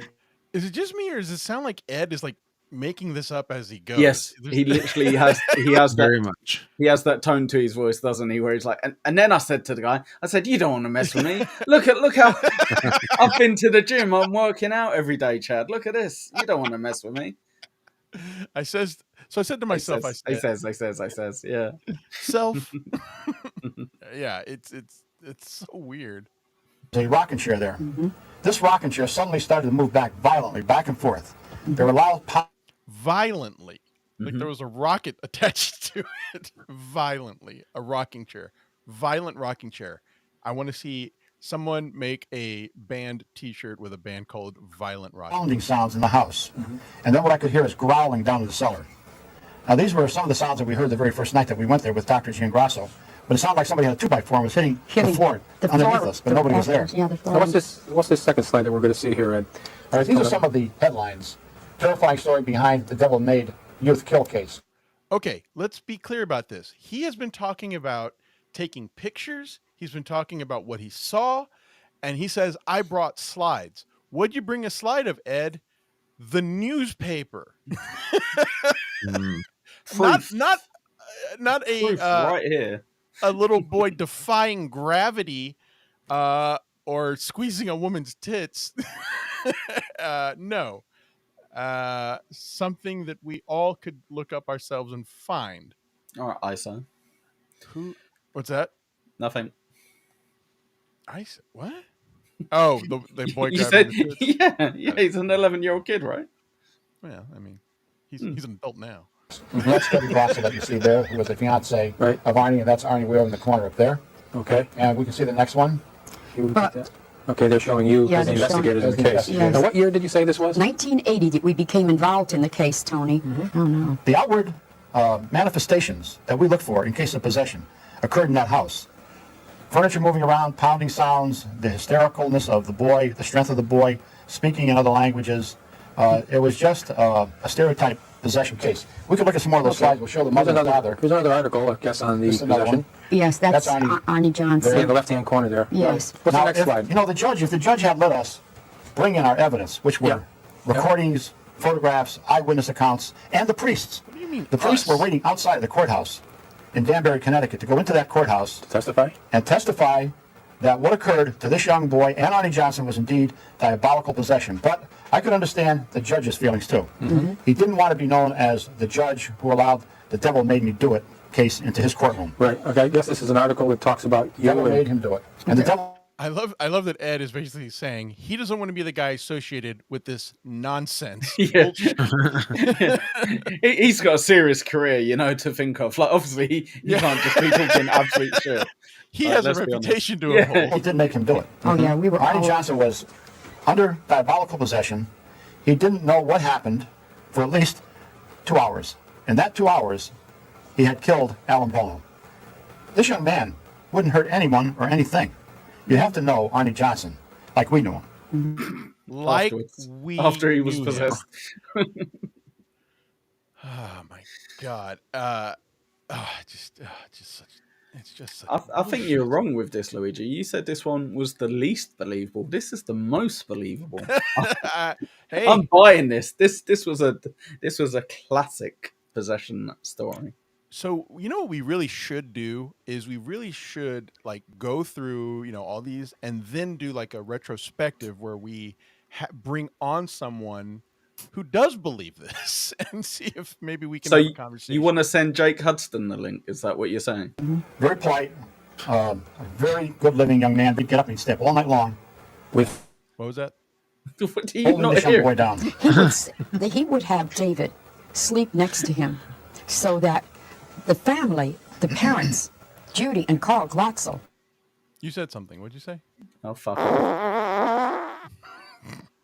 This took a terrible toll on this family. This one of the priests that was in the house? That's the exorcist. He was the exorcist? Yes, he was. And he was very, very badly affected by this case. Yeah, in what way? Well, Tony, it was an all-night session. Did y'all hear that? She just said he was very badly affected. So Tony, with a very natural and good question follow-up, how? She says it was all night. he was tired. So yeah, okay, so that's what that translates to. He was tired. Yes. So instead of saying like he had PTSD or he went killed himself, something, she says he was very affected, which is like it's what's the word I'm thinking of? It's a statement, a qualifying statement, that she's trying to say or sensationalizing this. He was very affected. How? Well, he was pretty tired by the end of it. You could have said he had wounds. He got scratched. He got bitten. He had his tit squeezed. No, he was tired. At that house one night. She literally sensationalized it and then got challenged and couldn't come up with an answer. All night we were up with the exorcisms and the praying. Jovial. Mr. Glatzel there, as big he is, looks like Grizzly Adams, could not hold that boy down alone. Oh, no, he couldn't hold him There'd at be all. sometimes, as I said, 4 and 5 men. All right. Now, that is actually an important part of the story that we're going to get to. He says that the father would look like Grizzly Adams and couldn't hold the boy down. Okay? So I think there's a flaw in this logic. Yeah. There's a flaw? There's one? Yeah, there's only flaw. one. Okay. There's only one that I've seen so far. Tell me what the flaw is. So every time they're like, it takes like 4 or 5 guys to hold him down. And it's like, so they did hold him down. It's like, yeah. So maybe you were just holding him down with too many people then. Did you try to hold him down with one person and they couldn't do it? Or did you always go in with 5 and go, wow, it took 5 of us? It's like, yeah. Or we overkilled it a little bit. But okay, so what's funny, though, is that at the base of that argument, you're believing that what he's saying ever happened. Oh, yeah. Yeah, I believe all the rest of this bullshit. Right. It's only the holding him down bit I'm skeptical about. In fact, they lie about everything, and we're actually going to hear a very specific example that contradicts Ed's claim here, where he's saying, yeah, he looked like, first off, I don't know who the fuck Grizzly Adams is, but I'm guessing he means it's some sort of big, strong person. Saying big he couldn't burly hold man him with down. a beard, isn't it? Yeah, I guess. But we're going to hear some testimony that contradicts that. That would have to hold this boy down. Okay, let's get into that just a little bit if we could. Here's a picture. All right, here's a picture of him. Yes. What's Coming out of possession, Okay, crying, and holding on to his mother. That is what he would do, Tony, all the time. Would you say, in your professional opinion, that he was possessed by a devil or a demon, or what would it be exactly? Yeah, he was possessed by devils. By devils. In fact, when they were spending the night at the Glatzel home, I went into my study and I called on the devil. I thought it was one devil, which they called the beast, to come to where I was at so I could bind the spirit. Hey, look at Corndiff. Are you falling asleep? No. You're adorable when you're sleeping. Of that devil. So we can go back into the house. What's that binding? What's that mean? Binding of the spirit. The priests were casting out the devils of the house. I felt that the beast would then come to where I was, and I would bind the spirit through that ritual. But Tony, that was one of the most frightening evenings of my life. There was not one devil, there were 43 of them. 43 Which devils. came to me as a kaleidoscope. All right, I'm done with this. I can't. It's just so fucking awful. Well, we were just about to find out all 43 different demons' names. You know what? Actually, I'll name them for you. Right, Tom. Corndiff, feel free, All right. feel free to fall back asleep, mate. Okay. Oh, hold on. We actually do need to play this part. Listen to this bullshit. On that, as he finished with this, suddenly it started to walk on of its own volition toward the family. The plastic dinosaur started to walk. Plastic dinosaur, a deep, gruff voice came out of it and said, "Beware, you're all going to die." The dinosaur said that. The dinosaur walked and said, "Beware, you're all going to die." I've never been that high. Oh my God. And you know, one time we were at the church there. We were showing a group of people where the exorcism took place, and a man was taking recordings. And on his God, he recording, sounds like Joey he got C. the same deep, gruff voice and said, He does. He like a little bit of a calmer Joe. Yeah. G. That's funny. Okay, but this is actually an interesting part of the story too. He just says somebody was taking video. Okay, Yeah. he just said that. "Why are you here?" Yeah. Oh, he boy. was. We, Raw! Why are you here? I'm a Where dinosaur. Where is that video? He just said that. He just says he has it on video. It's crazy, and I don't know if it's going to be next Skeptical Robot episode, but maybe in the next 2 or 3, we're going to say this was actually Ed's MO. He has a habit of doing this for years, of saying, I've got this picture, but I don't want to show it to you. And he always comes up with a reason. It's almost as if we can't believe these guys, isn't it, Luigi? But I'm saying like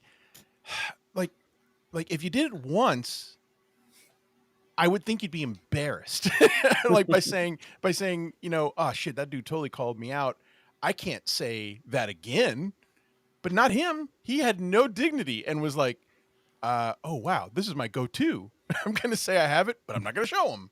It's just, I don't know. I don't know how anyone's shame or dignity could let them do we were explaining, we were talking to a group, Tony, and this man was recording what we were saying about the Brookfield case when that had occurred. This case, Now that animated, Tony. That walked. That walked. It doesn't. The thing isn't movable. What, did I miss something? Speaking The of dinosaur. similar The dinosaur. Are they talking about the dinosaur? Yeah. Yes, that's what I was. What did you think I was talking about? I'm not gonna lie, I zoned out a bit, but yeah, it's so fucking boring. Yes, they're vaginas. They're talking about the dinosaur toy coming alive and saying to them, "Beware, you're all going to die." And then they just said someone got video of it, but they can't produce the video. It's amazing. Dang Lizard, thank you very much for the €2. Violent Rocking Chair's new album, Demonic. Ooh, love it. I want to see that on a shirt. Is it on the picture and the thumbnail? Oh shit, it it's is on the thumbnail. Yeah, there you go. Thank you, Dan. Thank Wait, God what? I'm here. Unless, shit. thank God I'm here, dang. Otherwise you'd be wasting your money, pal. Hey, that guy was just asleep. And that still provides more I didn't content. even Well see done, that. Corndiff. Right. You all right? Okay, I can't see it very well. Huh? Awesome. Very Well, very cool. Use all this super chat money to buy yourself some glasses, pal. Thank And you.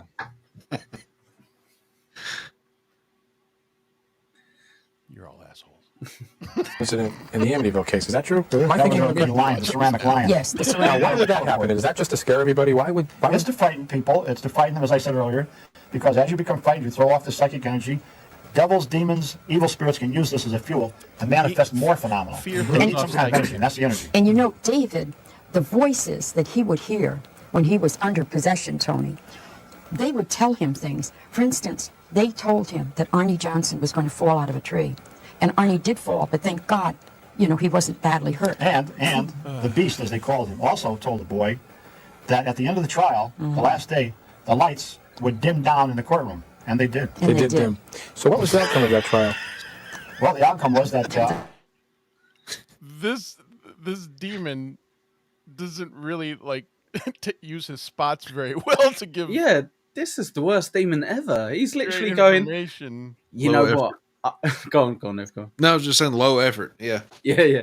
He's like, you know what I'm gonna do? So, oh no, what are you gonna do? I'm gonna tell you that someone's gonna fall out of a tree. Oh, okay. And the lights are gonna dim.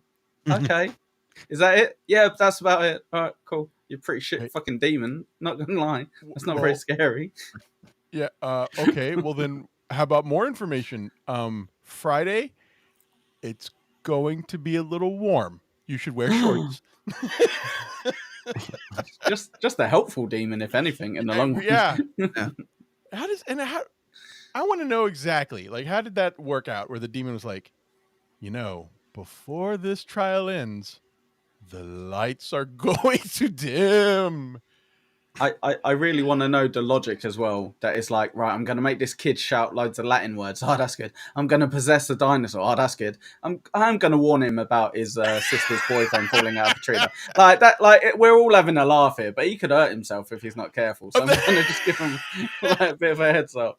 Well, actually, now you know what? It's funny. We are assuming that it's one. There were 43, so maybe one of them. That's the nice one. One of them was the nice, considerate one who valued safety first. Oh, fair enough. Yeah. Yeah. We were being stupid there, Luigi. That's always kind of my question too. What is a ghost's job? Because every haunting seems to have very different, inconsistent patterns of what their intention is. So whatever. Okay, let's just skip this. This is just that's such shit. All right. Okay, so now this is the gold. This is finally going to be the interesting part of this. In 2023, Netflix made a documentary about this story. It is called The Devil on Trial. And they were able to get a lot of these people, a lot of the main characters of this story to participate and tell their side of the story about what happened. This is pretty good. I gotta admit, it's good. I could not get the video for it, but I did rip the audio, and I did put up little screenshots of who is speaking when they're talking. So, very important question. Sorry. Yes. On behalf of the chat, do we have more dodgy AI or not? No. Oh, thank God. No. Okay, that's cool. That's just for the overview videos. That's all. Oh, thank God. All that's for. No, this is real audio from the documentary. This is the real audio of these actual people, because most of them are all still alive, talking. And you're gonna if you have questions, if I lose you on anything, just let me know. But we're gonna. I tried to really put up little pics to let you know who's speaking throughout this. Yes, no AI, promise. Perfect. Wait, there's lots of AI. I forgot. Ah, shit. We were far from the normal happy American family. My mother had her agenda. If things weren't going her way, she'd throw a tantrum. In front of people, she'd try to betray. Now we see that. That's Dave's brother. Dave was the 11-year-old who was possessed, okay? We're all keeping track? All right. Herself as a holy roller and all this other stuff, but there was not even close to reality. She didn't even go to church or any of this stuff till all this stuff broke out with David. And when Lorraine Warren stepped in the picture, that's when everybody came like, oh, we got to wear scapulars, we got to wear rosaries, and I wasn't buying it. I love that. I love that. Someone in the family, all these people, they're like giving this kid attention. He's possessed, and Lorraine Warren. This is one kid who goes, I don't buy it. You're all dumb. I love it. I was 15 when my brother was supposedly possessed. I'd never talked before on camera or anything, and I just wanted the truth to come out because an innocent man got killed. And they want to play it off that the devil made me do it. It's just far from the truth. I know because I lived it.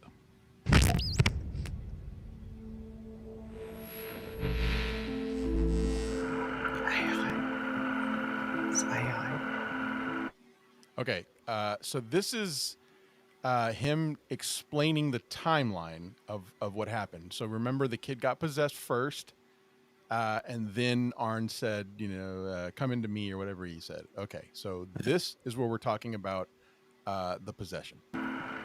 I was outside, and Ed and Lorraine arrived. And Warren, he says, what's going on here? And I said, honestly, I think my family's nuts. How great is this guy? I remember saying that to Ed Warren. I didn't know what Ed and Lorraine Warren's agenda was in the beginning. I just sat back and watched, and just things didn't set right with me. you were in charge there. They sit down at the kitchen table to discuss David's issues. But you don't like these things, right? No. No? They were like saying, well, he could start cursing at you, spitting at you, he'll grunt and growl like a savage. And my concern was, why talk about the subject when we're sitting right there? So you see what he's saying. He said that Ed and Lorraine showed up to talk to the parents. Yeah. Left the kids in the room and started planting seeds with what type of activities they expect the children to do, or expected David to do as a demon-possessed child. And this guy catches on and is like, "What are you doing?" And I think that's great, and it's also totally believable and totally within the MO of the Warrens. Have the kids go outside, go downstairs, go do something. But they wanted to make sure, we heard it. And we did. Like you're leading them on what to do. What kind of things did he do when he wasn't David? Spit, swear, Swore a lot. Swear at the priest? Yeah. You don't think David's smart to put that together? A couple days later, David was doing just that, word for word. The Warrens did come over a lot, like every other day. The first week, I think they showed up every day. Come on, come on, come on, wake up, come on, get up. Every night they had the cameras ready, Get out of my son. the microphones ready. It turned into a show.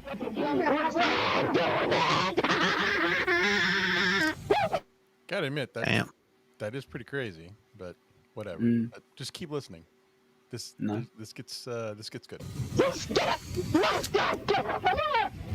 Instead of focusing their energy on helping David, record him. Everything could have been done differently.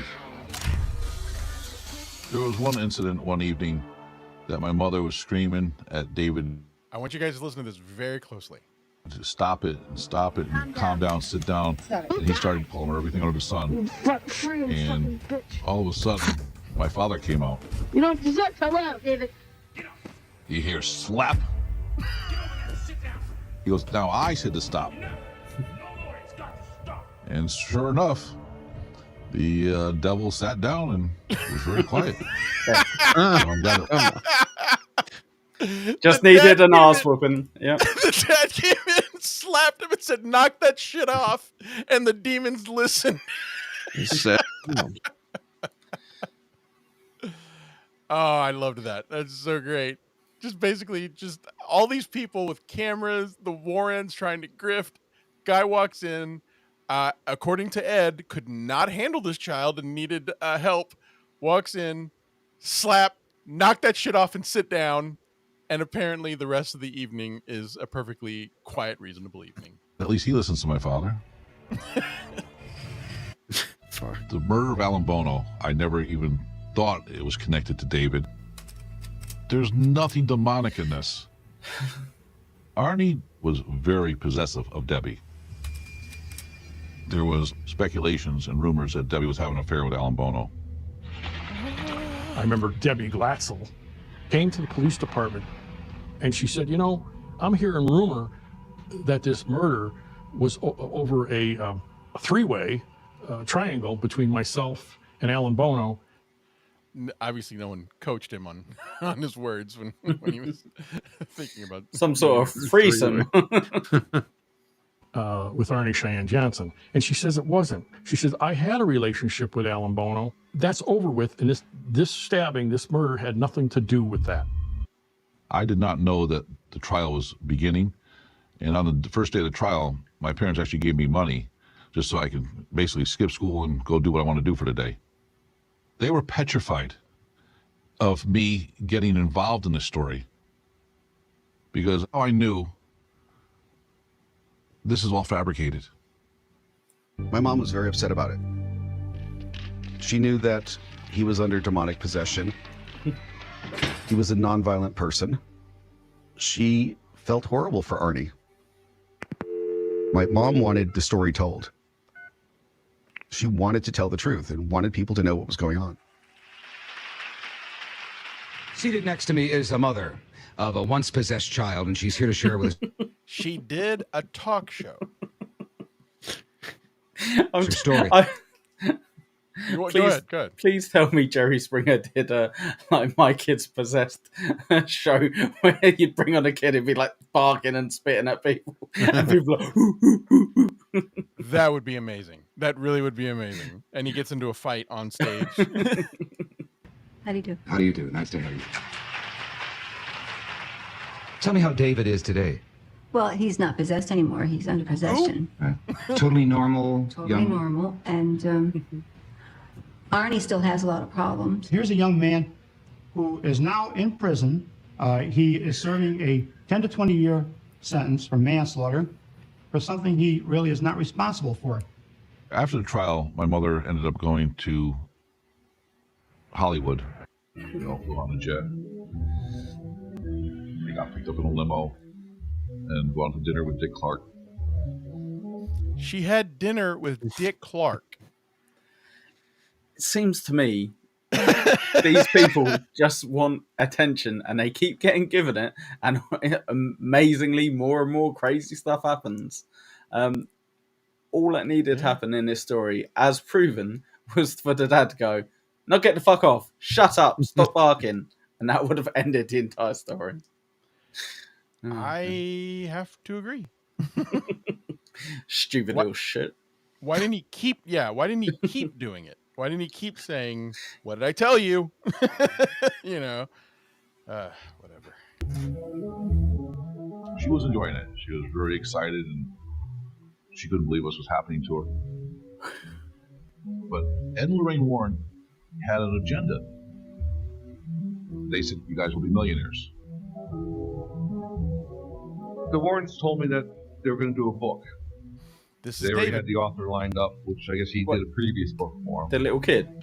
That's the little kid. They brought Mr. Brittle That's on our to little talk animal. with us, and they asked a bunch of questions. Ed said, "Make it scary," and he goes, "But I checked with the people, and they said this didn't happen." Ed goes, "Make it scary. People come to us. They buy scary." Ed and Lorraine Warren took over. They buy scary. Did y'all hear that? Oh my god, I'm not following this anymore. I think this is a scam. I don't think those two people, the Warrens, are legitimate people trying to help out these families. I reckon there's something going on underneath all this, Luigi. I don't know. I mean, I'm on the fence. I think that their heart was in the right place. God. Yeah. This is I mean, it's David looks like high pitch Eric. He does. Oh, I forget. Damn it. My co-hosts do not get the reference, Soren. Of what? What, high pitch Eric? High Yeah, we pitch do. I thought y'all did. Wait. I know. I've heard of him. Right. I'm going to suggest this, Luigi, for a few comments you've made. We should rename this the patronizing robot. We do follow stuff on here. We're just asking questions for the audience. No, you told me you didn't listen to that Stern show. No, I said I didn't listen to your show. There's a difference. Oh, shut up. Over. 6 months later, the Warrens show up with paperwork, and my mom's like, "Should we get a lawyer?" And Lorraine's like, "No, dear. William Morris Agency has a whole floor of lawyers." Yes, How does he not move his mouth? Shut up, Corn. It's a photo. Go back to sleep.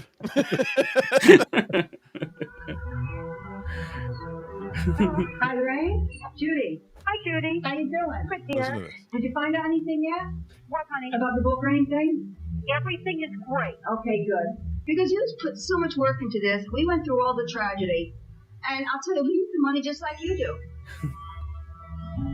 My mother and father received $4,500, but Ed and Lorraine Warren received $81,000 and some change.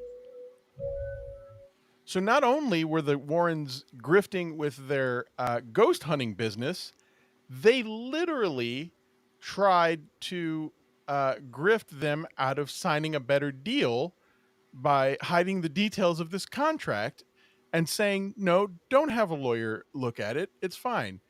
I guess it's not really a crime because every adult is kind of expected to read their own contracts. But the fact that this woman went to Lorraine and asked her should I have a lawyer look at it? And Lorraine said, no, don't worry about it. There's plenty of lawyers.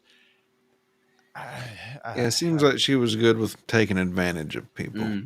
Yes. You know me, I'm trustworthy. now give me your possessed son so I can do some more interviews. And if I'm not trustworthy, a room full of Hollywood lawyers are. Yeah. They're still making money on it with the Conjuring films. Lorraine told me I was going to be a rich little boy from having this book deal. And that was a lie. The Warrens made a lot of money off of us. If they can profit off you, they will. What size shirt is that? They're not going to pass up that deal. Tent. It's a tent. Size tent. That is a 5X. Rain delay on a baseball field. When my mother realized that she was getting, as she calls it, hoodwinked, she lost faith in them.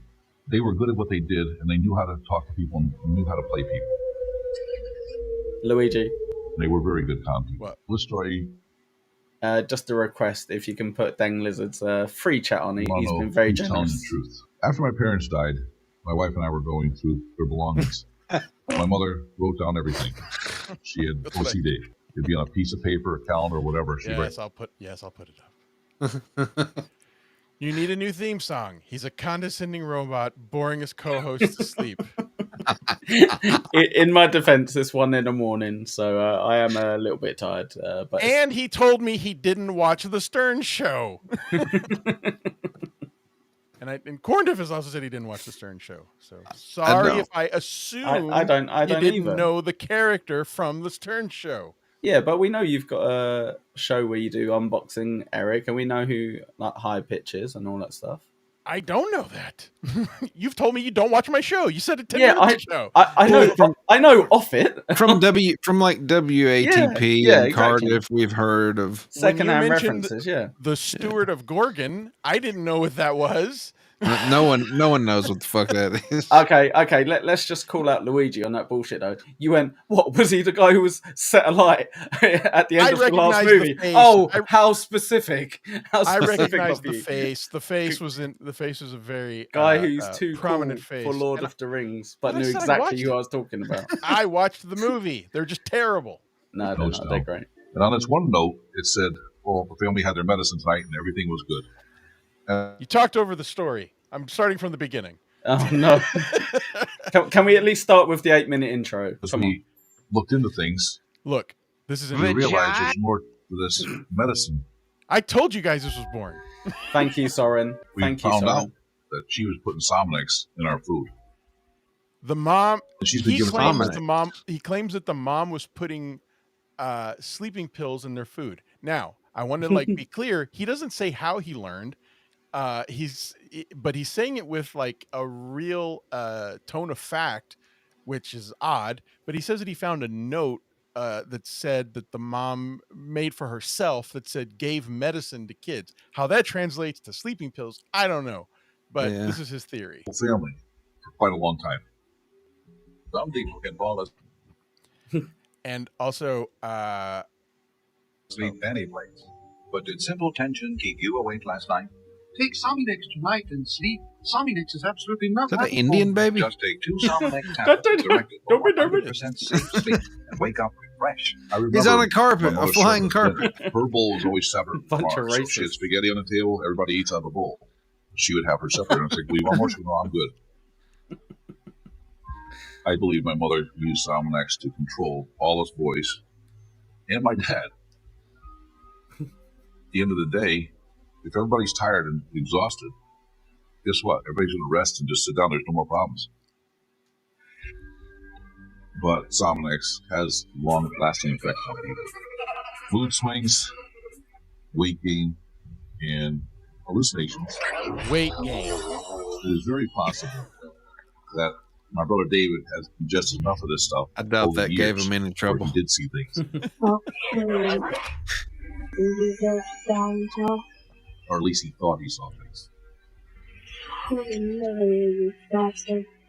Between David, Arne, my brother Alan, they were all victims at the end of the day. My mother would not drug the family. My mom took good care of us. Look at me. The truth is, when I was 11 years old, I was possessed by a demonic spirit, I guess you can call it. That's what the truth is. I have no reason to lie about anything.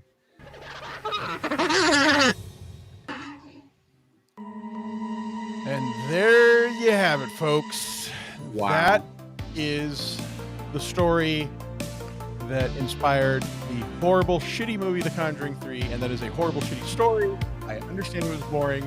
I tried to warn everyone that this was a terrible, boring story. But what do you think? If you're still on the fence, or maybe you think there really were ghosts or 43 demons, what do you think? What do you think? I think Corndiff? I'm not Corndiff. Nobody cares what you think, Ekul. I think that the Lutz family bought a house in the late 80s. Go on. All right. No, I think it's bullshit. I don't think there was anything. Of course it is. Yeah. Okay. So before we go, I do want to just play this. This is only going to be about 30 seconds.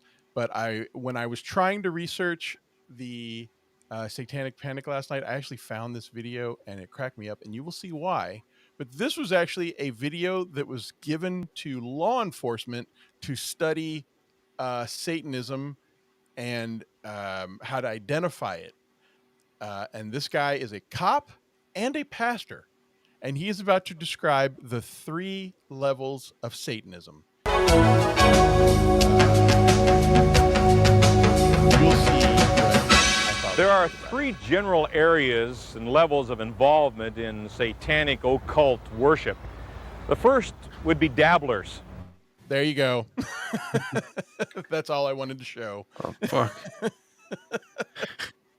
Wow. I knew it. Fucking knew it. Dabblers, they're all evil, and they're all part of a conspiracy to steal and eat children. I don't know. Whatever they thought they were doing. Yeah. Fucking checks dabblers.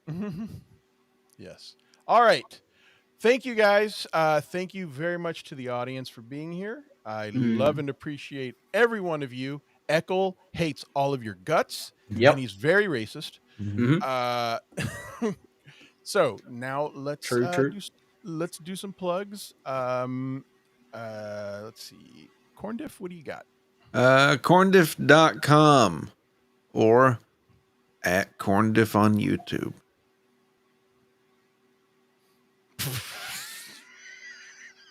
Yes. You want to talk about your show? You have a show on Tuesdays and... Yeah, we've got 15 minutes spare. Go on, Condiff. You want to talk about your show at all? Not really. Not really. Ekul, how about you? Yeah, so everyone already follows Condiff. What you don't do is follow Ekul Pineapple. So... I'm kidding. Go ahead. No, fuck it. You know what? I know you're waiting for another one. I promise. Go ahead. No, I'm good. I promise I'm not gonna do it. You won't do it on principle. I'll do your plug. Ekul Pineapple.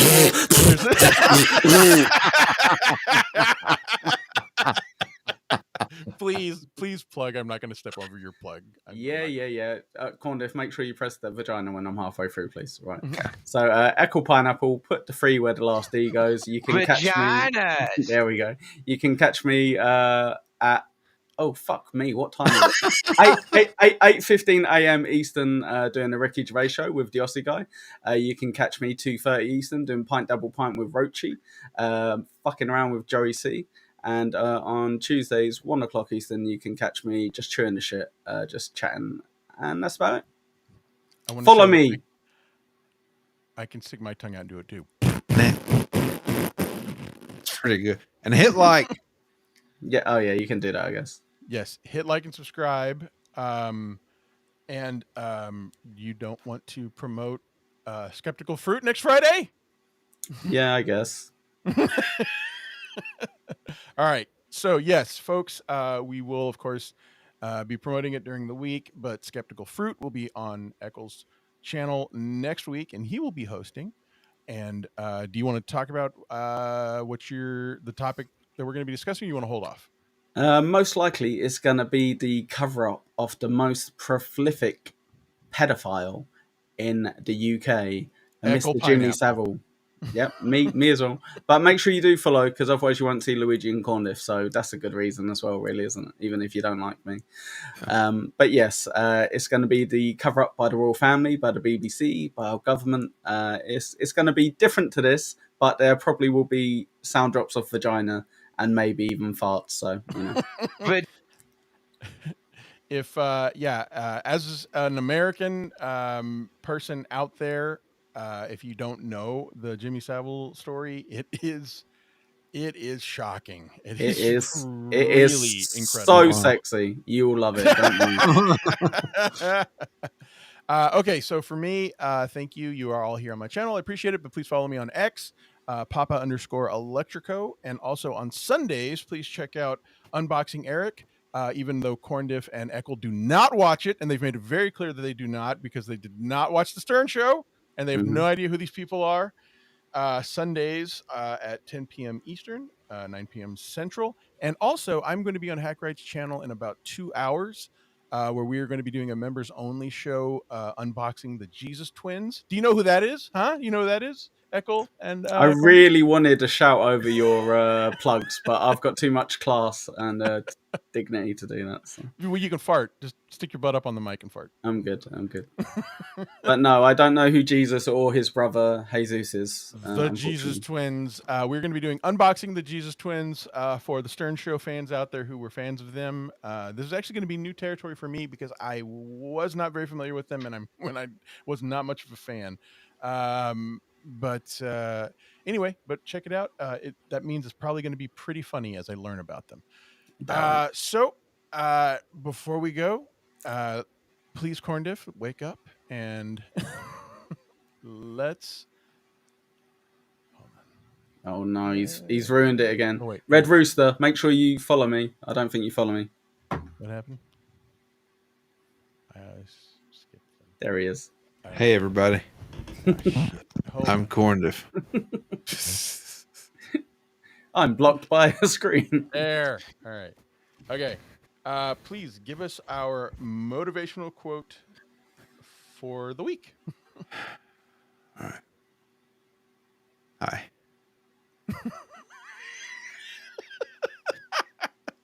Don't wait for the perfect moment. Grab the moment and make it perfect.